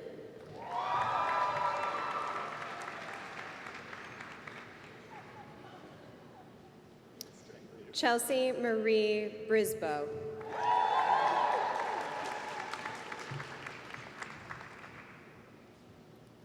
Corey Benjamin Brooks.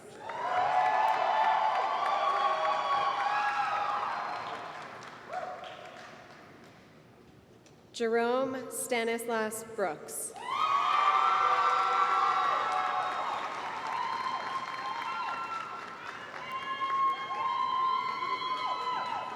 Bridget Danielle Buchanan.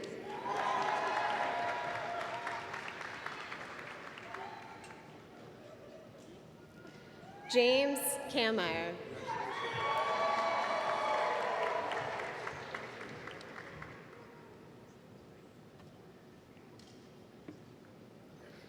John Capiello, Jr.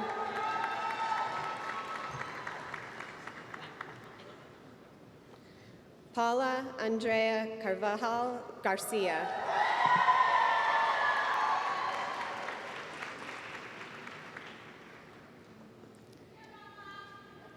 Lena Marie Cavallo.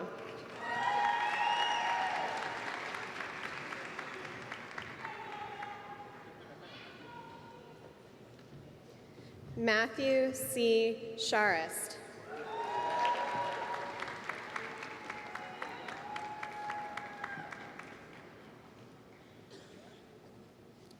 Sarah Catherine Chase.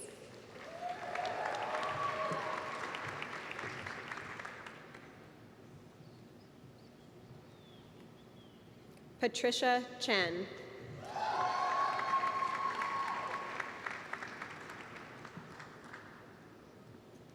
Mary Elizabeth Catherine Choate.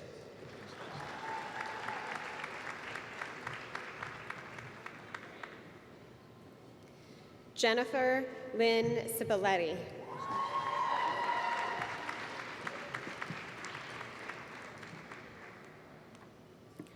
Rose Marie Clinch.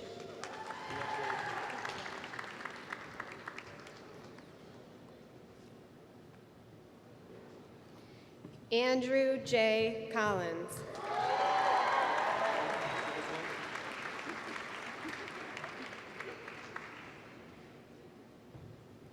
Eduardo Colon Baco.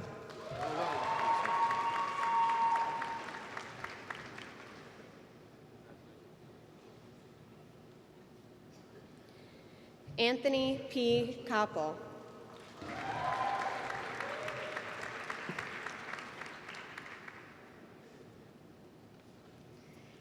Andrew Carosi.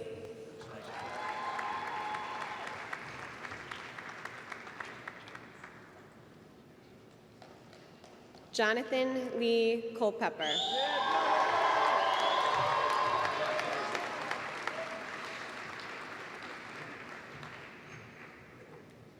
Hannah Dalton Amin.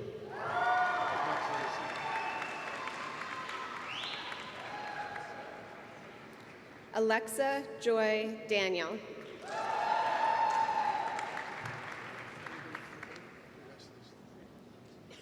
Sarah David Heidemann.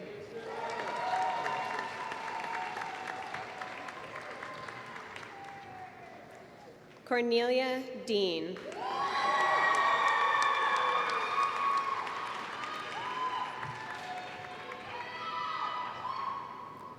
Anne Frances DeBadges.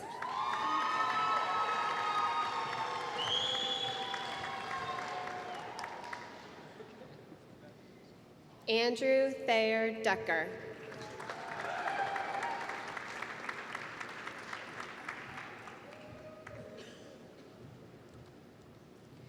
Jennifer Denker.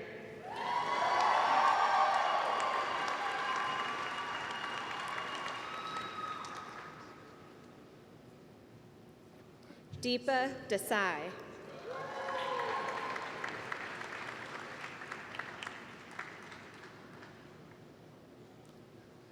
Patrick J. Dolan.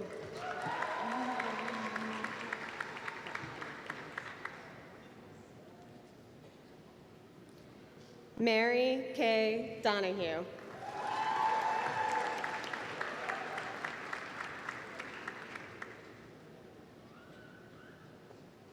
Robert Austin Donahue.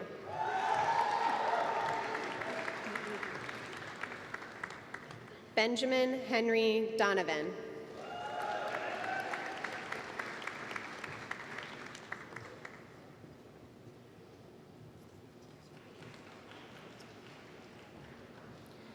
Prairie Willow Douglas.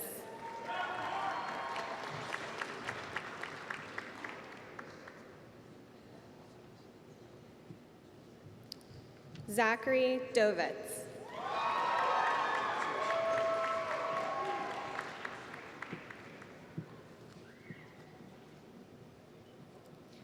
Franny Carney Drolette.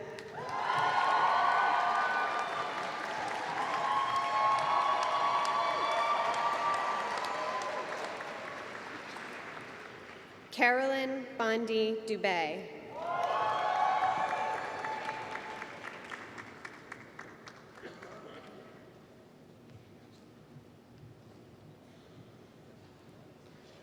Marsofia Sabrina Duchesne.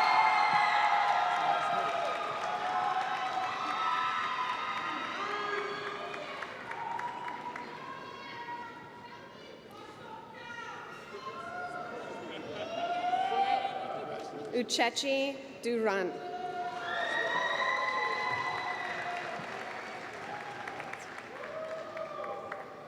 Ashley Lillian Jangleski.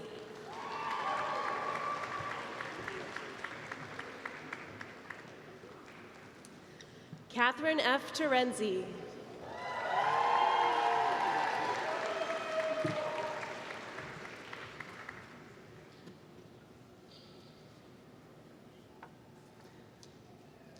Abraham Eshke.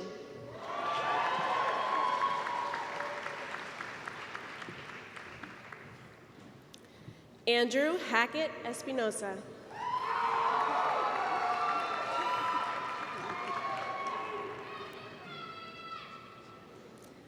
Sarah Alexandra Farley.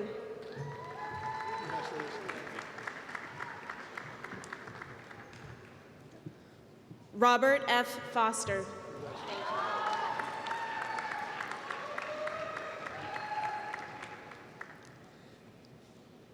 Elena Anastasia Sasha Francis.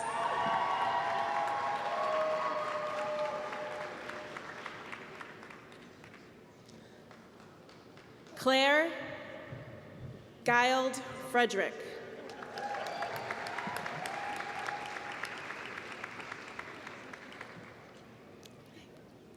Mary Louise Freeman Lind.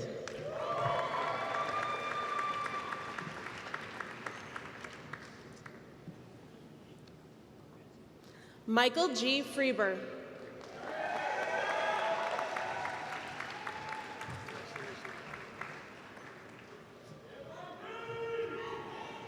Nicole V. Gallerano.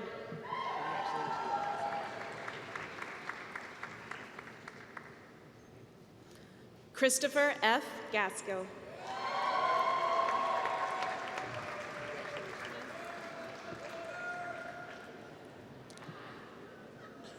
Alexandra Georgieva.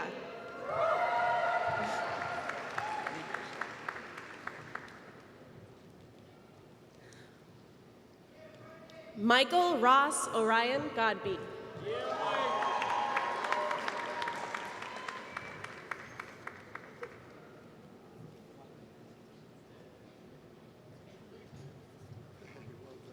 Quinnell Gomez.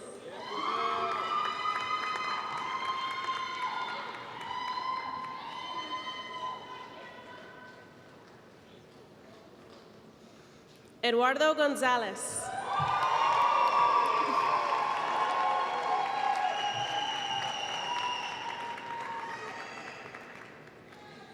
Timothy Earl Gooden.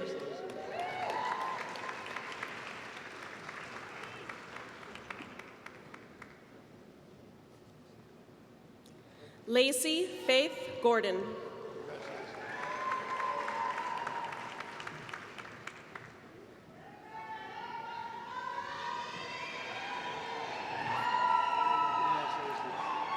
Hooded by her sister, Jaleese Grays, class of 2013, Jasmine Frances Grays.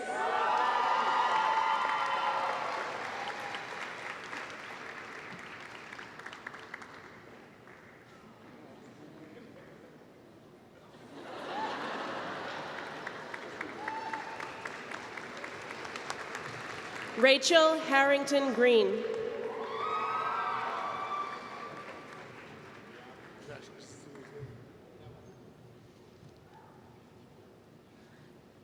Matthew Jason Green.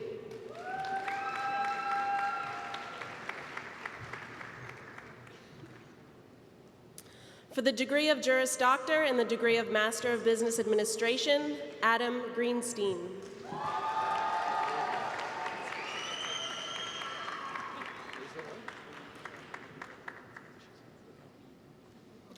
Lauren Hall.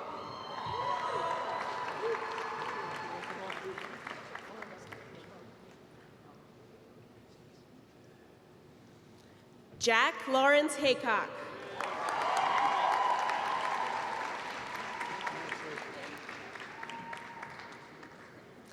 Ellis A. Hennehan.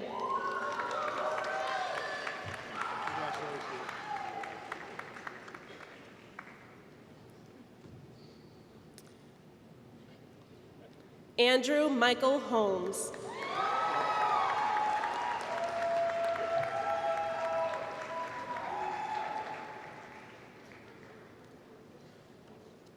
Michael J. Horn.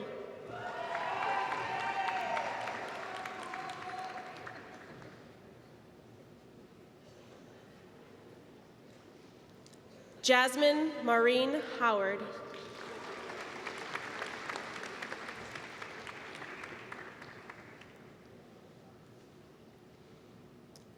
Christopher Wesley Huntsman.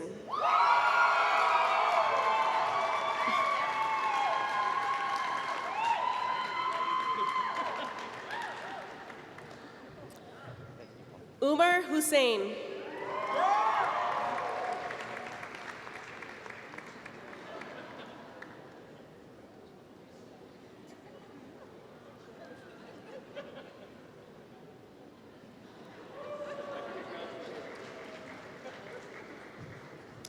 Janelle Renee Jordan.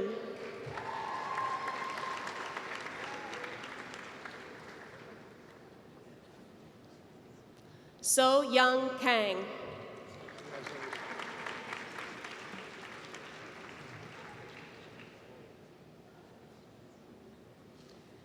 Tejasri Kayam.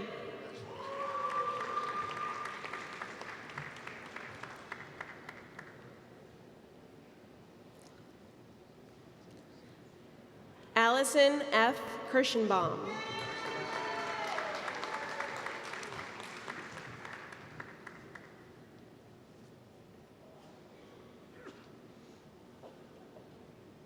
Brian Kiwanuka.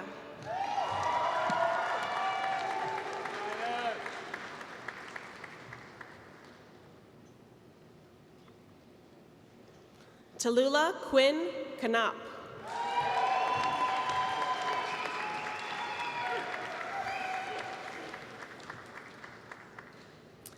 Ashley Rose Kroll.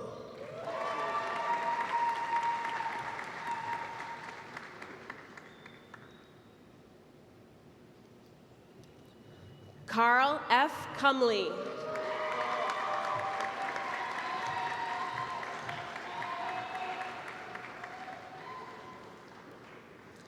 Tiffany Kwong.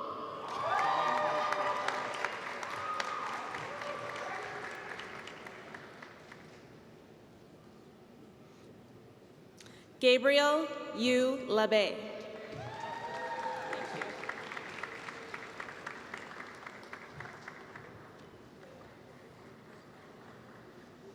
Margaret Brooks Laffin.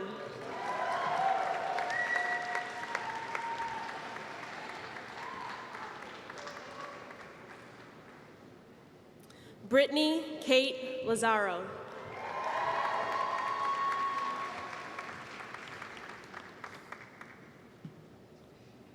Hui Lee.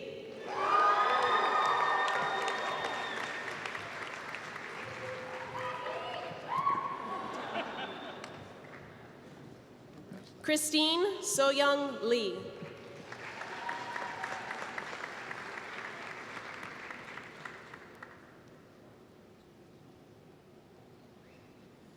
Francesca M. Leva.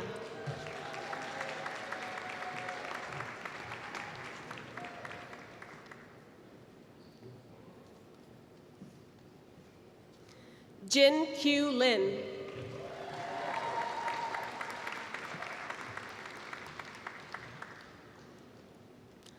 Michael A. Lipson.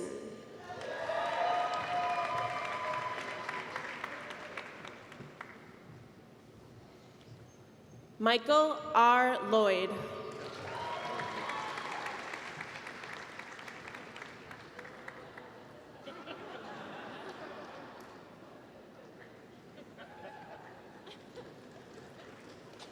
Richard Baker Lumley.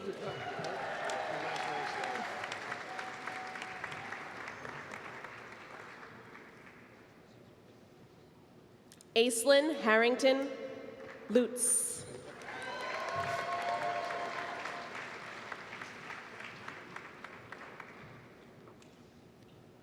Robert F. Lynch, Jr.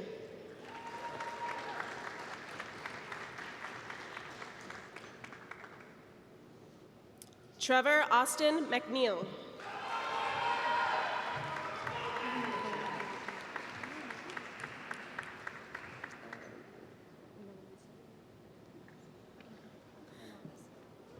Danielle Ann Lagumbai Maglente.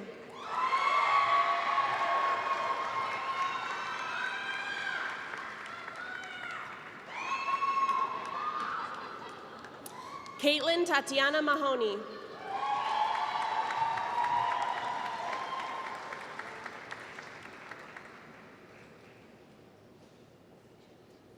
Jeremy Patrick Mullen.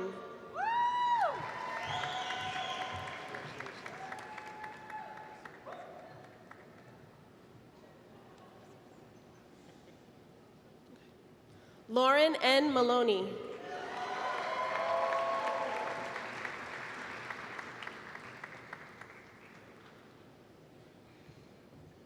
Trevor Scott Maloney.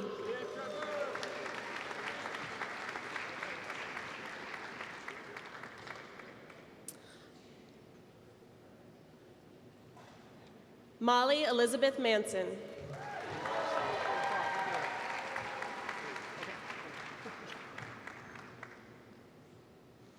Helen Ivania Martinez.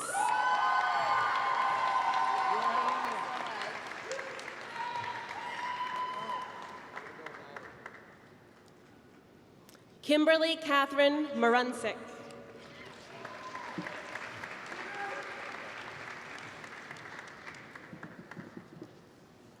Jackie Marie Kelly.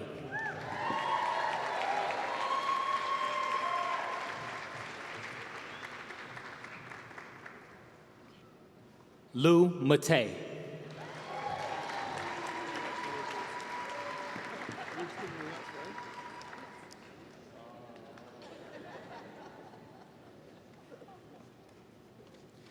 Daniela Mayer.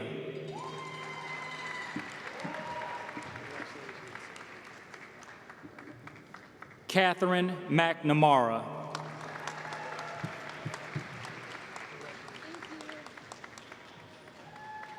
Amanda Montel.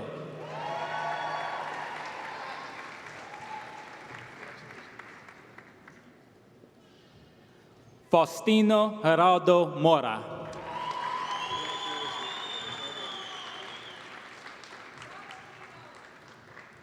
Kelsey Ann Morales.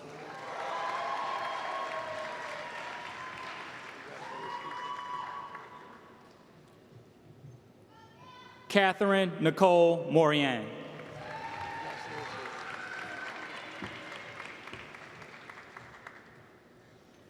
Daniel Connor Moroney.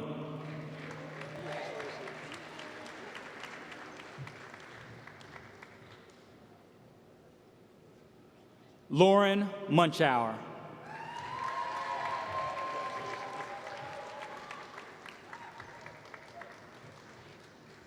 John Edward Murray.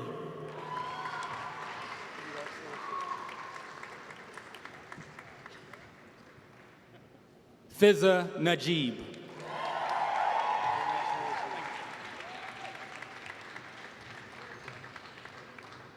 Tenzin Nakpa.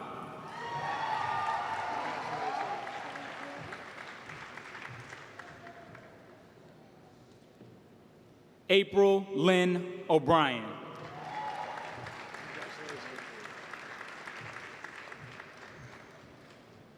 Lena O'Day.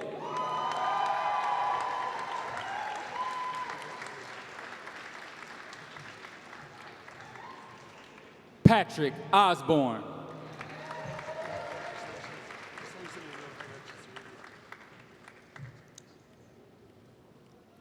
Rupali Paranandi.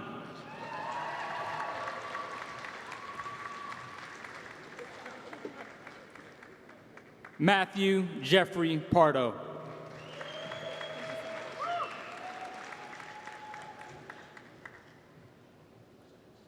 Julia Park.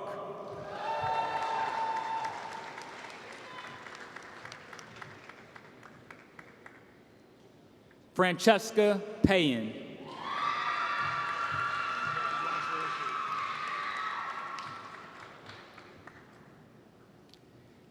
Caitlin Perkins.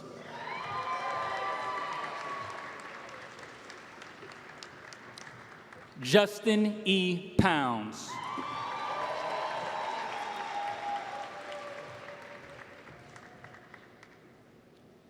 Shiva Prakesh.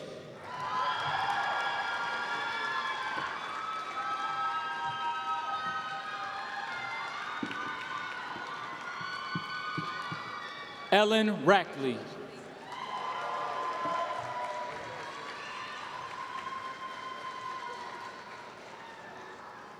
Adam Rhodes Rogan.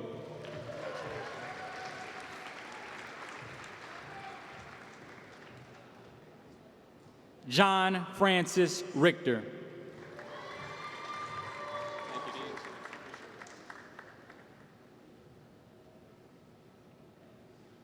Joy Areti Rizos.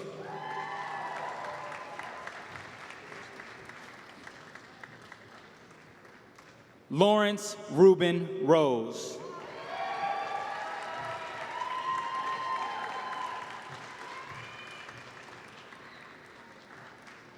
Gregory Sager.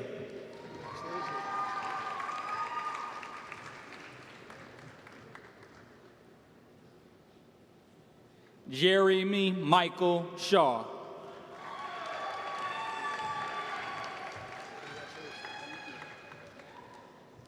Colleen Shea.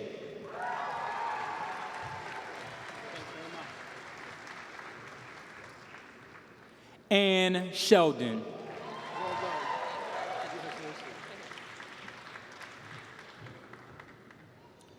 Guy Scher.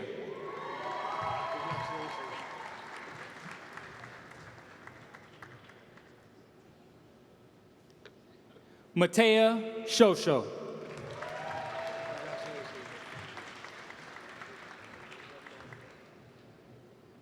Juliana Ivanova Smith.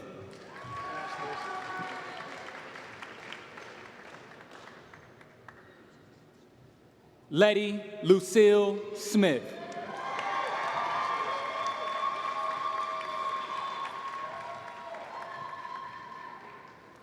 Catherine E. Stock.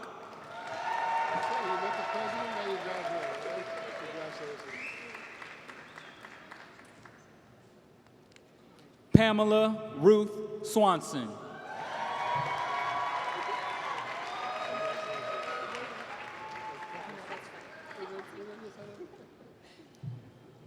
Alyssa Sweeney.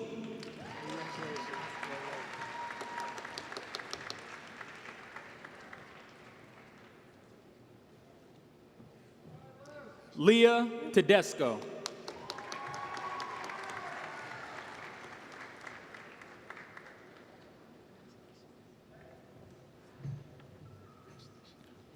Alyssa Brittany Tebow.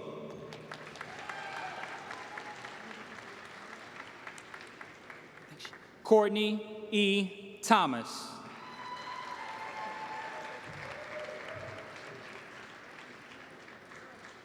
David M. Tobias.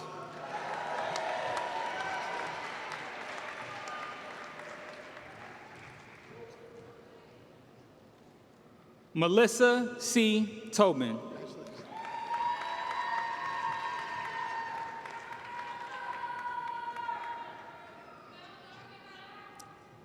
Caitlin Tolbert.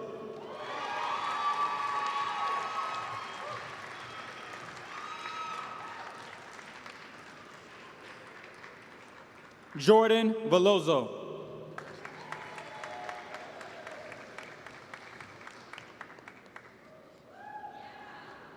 Michelle Dominique Vership.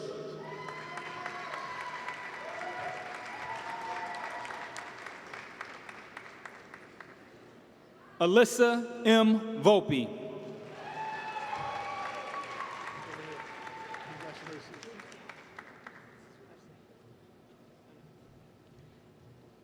David Way.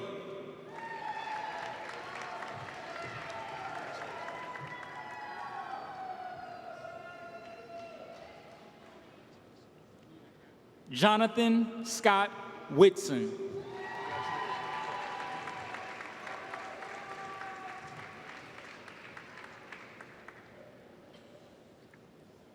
Lauren A. Wilson.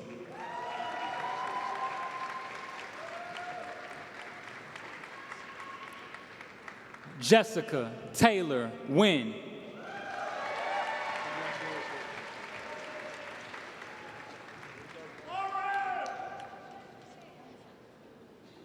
Alice Song Yang.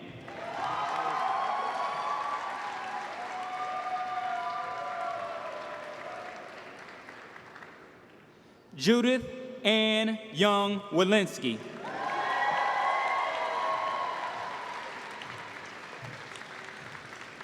John Carl Zwisler.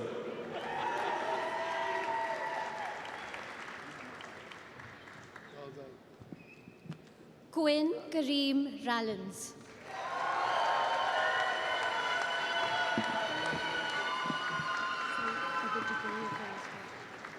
Ladies and gentlemen, for the degree of Masters of Law, Haya Ahmed Al-Ajmi.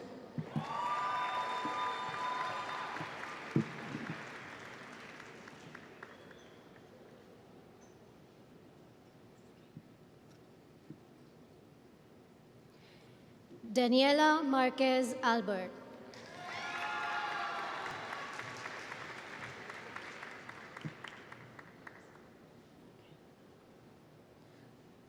Abdulaziz Hamad Al-Gobezi.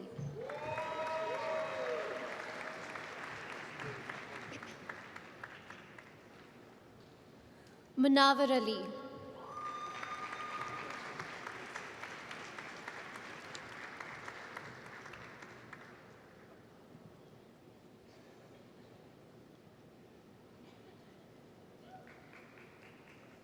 Ibrahim Al-Ruwez.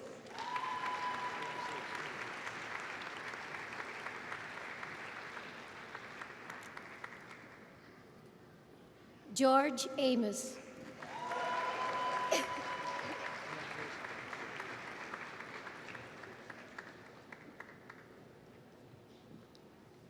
David Bankole Ayekoloye.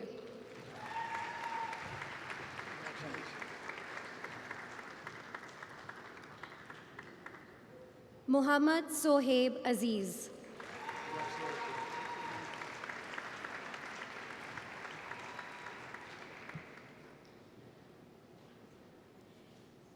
Karen Bobadilla.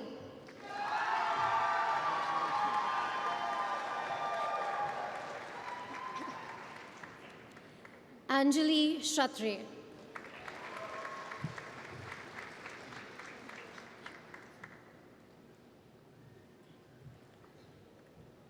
Mang Yue Dong.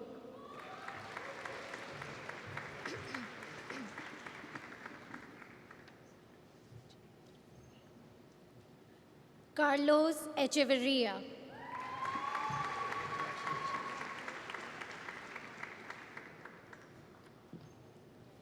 Shidera Rita Ijim.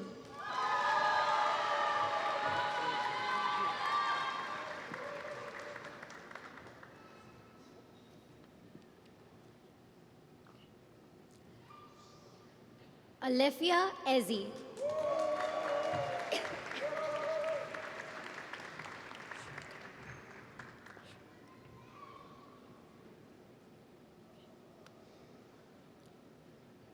Shui Gao.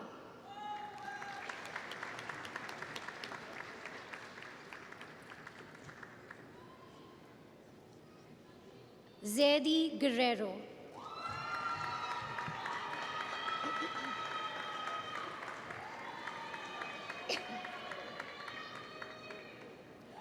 Pallavi Gupta.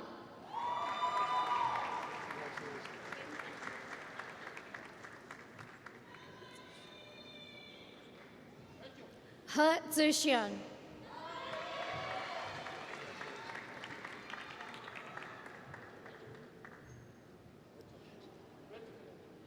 Yen Ya.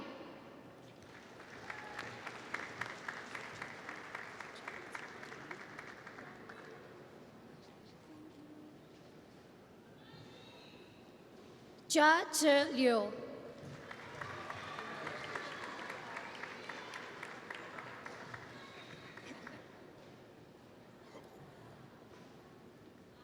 Myra Loureiro.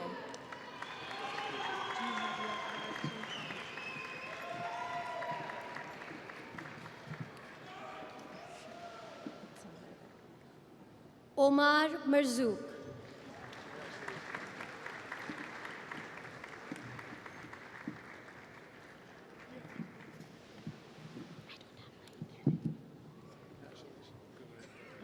Ethel Namatovu.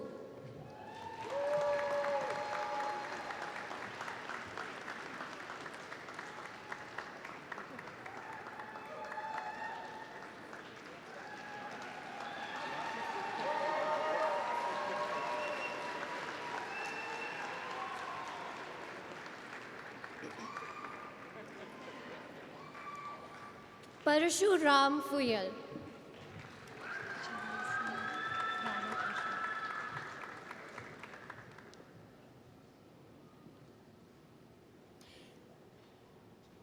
Zehra Qureshi.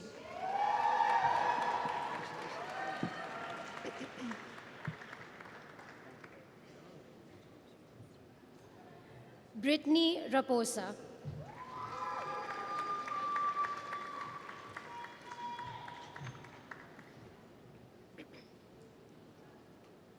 Emmanuel Alicius McPherson Sam.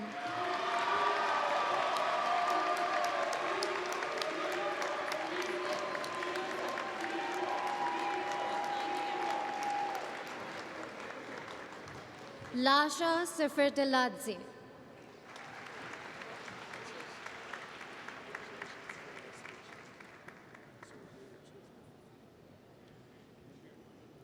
Ileana Sepulveda.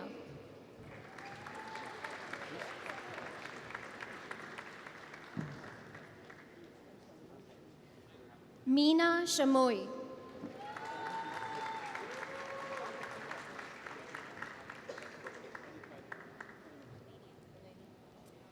Christine Ann Tennyson.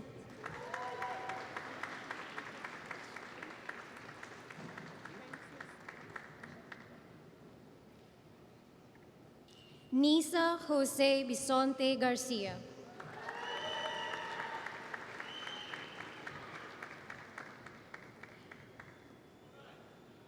Danielle Villela.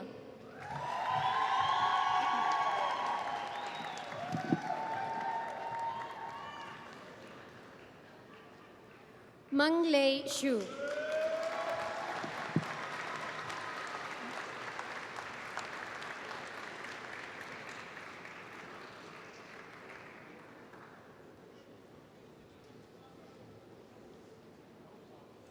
Kamal Ramakrishna.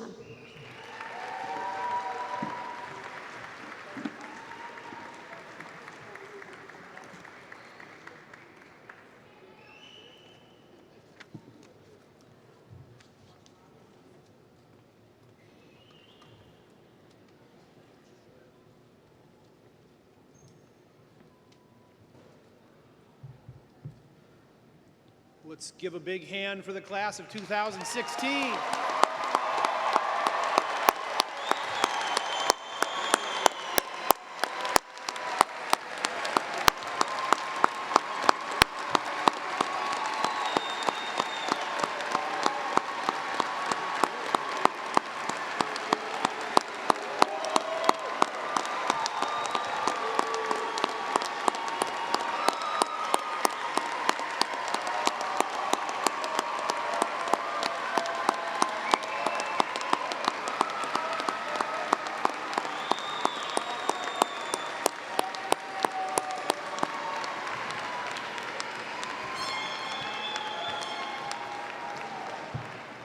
Well, let me add my congratulations to all the new alumni, but inform you that we have turned your names over to the advancement office. And a special thanks to the families and loved ones that have supported you through this journey. You leave here today with a unique education, that of the Northeastern University School of Law. You've had an unusually well-rounded experience. Your many co-ops have given you a view of the legal profession, not just legal theory. You have learned what it means to be a member of a leadership team who brings legal expertise to the decision process rather than as a distant advisor. This immersive engagement in leadership and management is critical to your success and that of your organizations. We saw a great example in our commencement speaker, Tracey McCain, today. The pervading ethos of public interest and social justice in this law school colors every facet of your experience here. Most of you chose Northeastern for that reason. As you move into the next step of your professional life, you are uniquely prepared to take ethical reasoning to those leadership discussions. I congratulate you on your success in this program. I congratulate the law school faculty and staff for facilitating this success. And I congratulate the world for having access to a class of lawyers that can balance local advantage with the greater good and that understand law in the context of an organizational mission. I charge you to retain your sense of social justice and your collaborative perspective on the application of legal reasoning in the face of inevitable challenges from status quo establishments. You will face many opportunities to bend your principles, since that's just how it's done. You are better prepared to stay strong and make a difference. As you prepare to leave this institution, I hope you look back often on your years at Northeastern with fondness. You leave here not just as a graduate of the School of Law, but as a lifelong member of the Northeastern family. Take pride in Northeastern. The campus will always be your home wherever your path leads. Stay in touch, visit often, and in your travel, always carry the lessons you learned here with you. Graduates of the class of 2016, you have a magnificent journey ahead. Congratulations.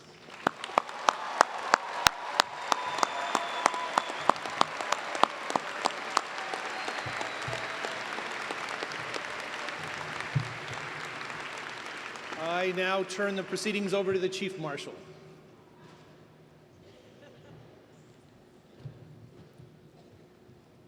Will the audience remain seated until the faculty and graduates have recessed? The graduates will follow the marshals for their class picture. Families, guests, graduates, and participants are cordially invited to attend a reception immediately following today's ceremony. The reception will be held in the Curry Student Center. Signs and university hosts outside the arena will direct you.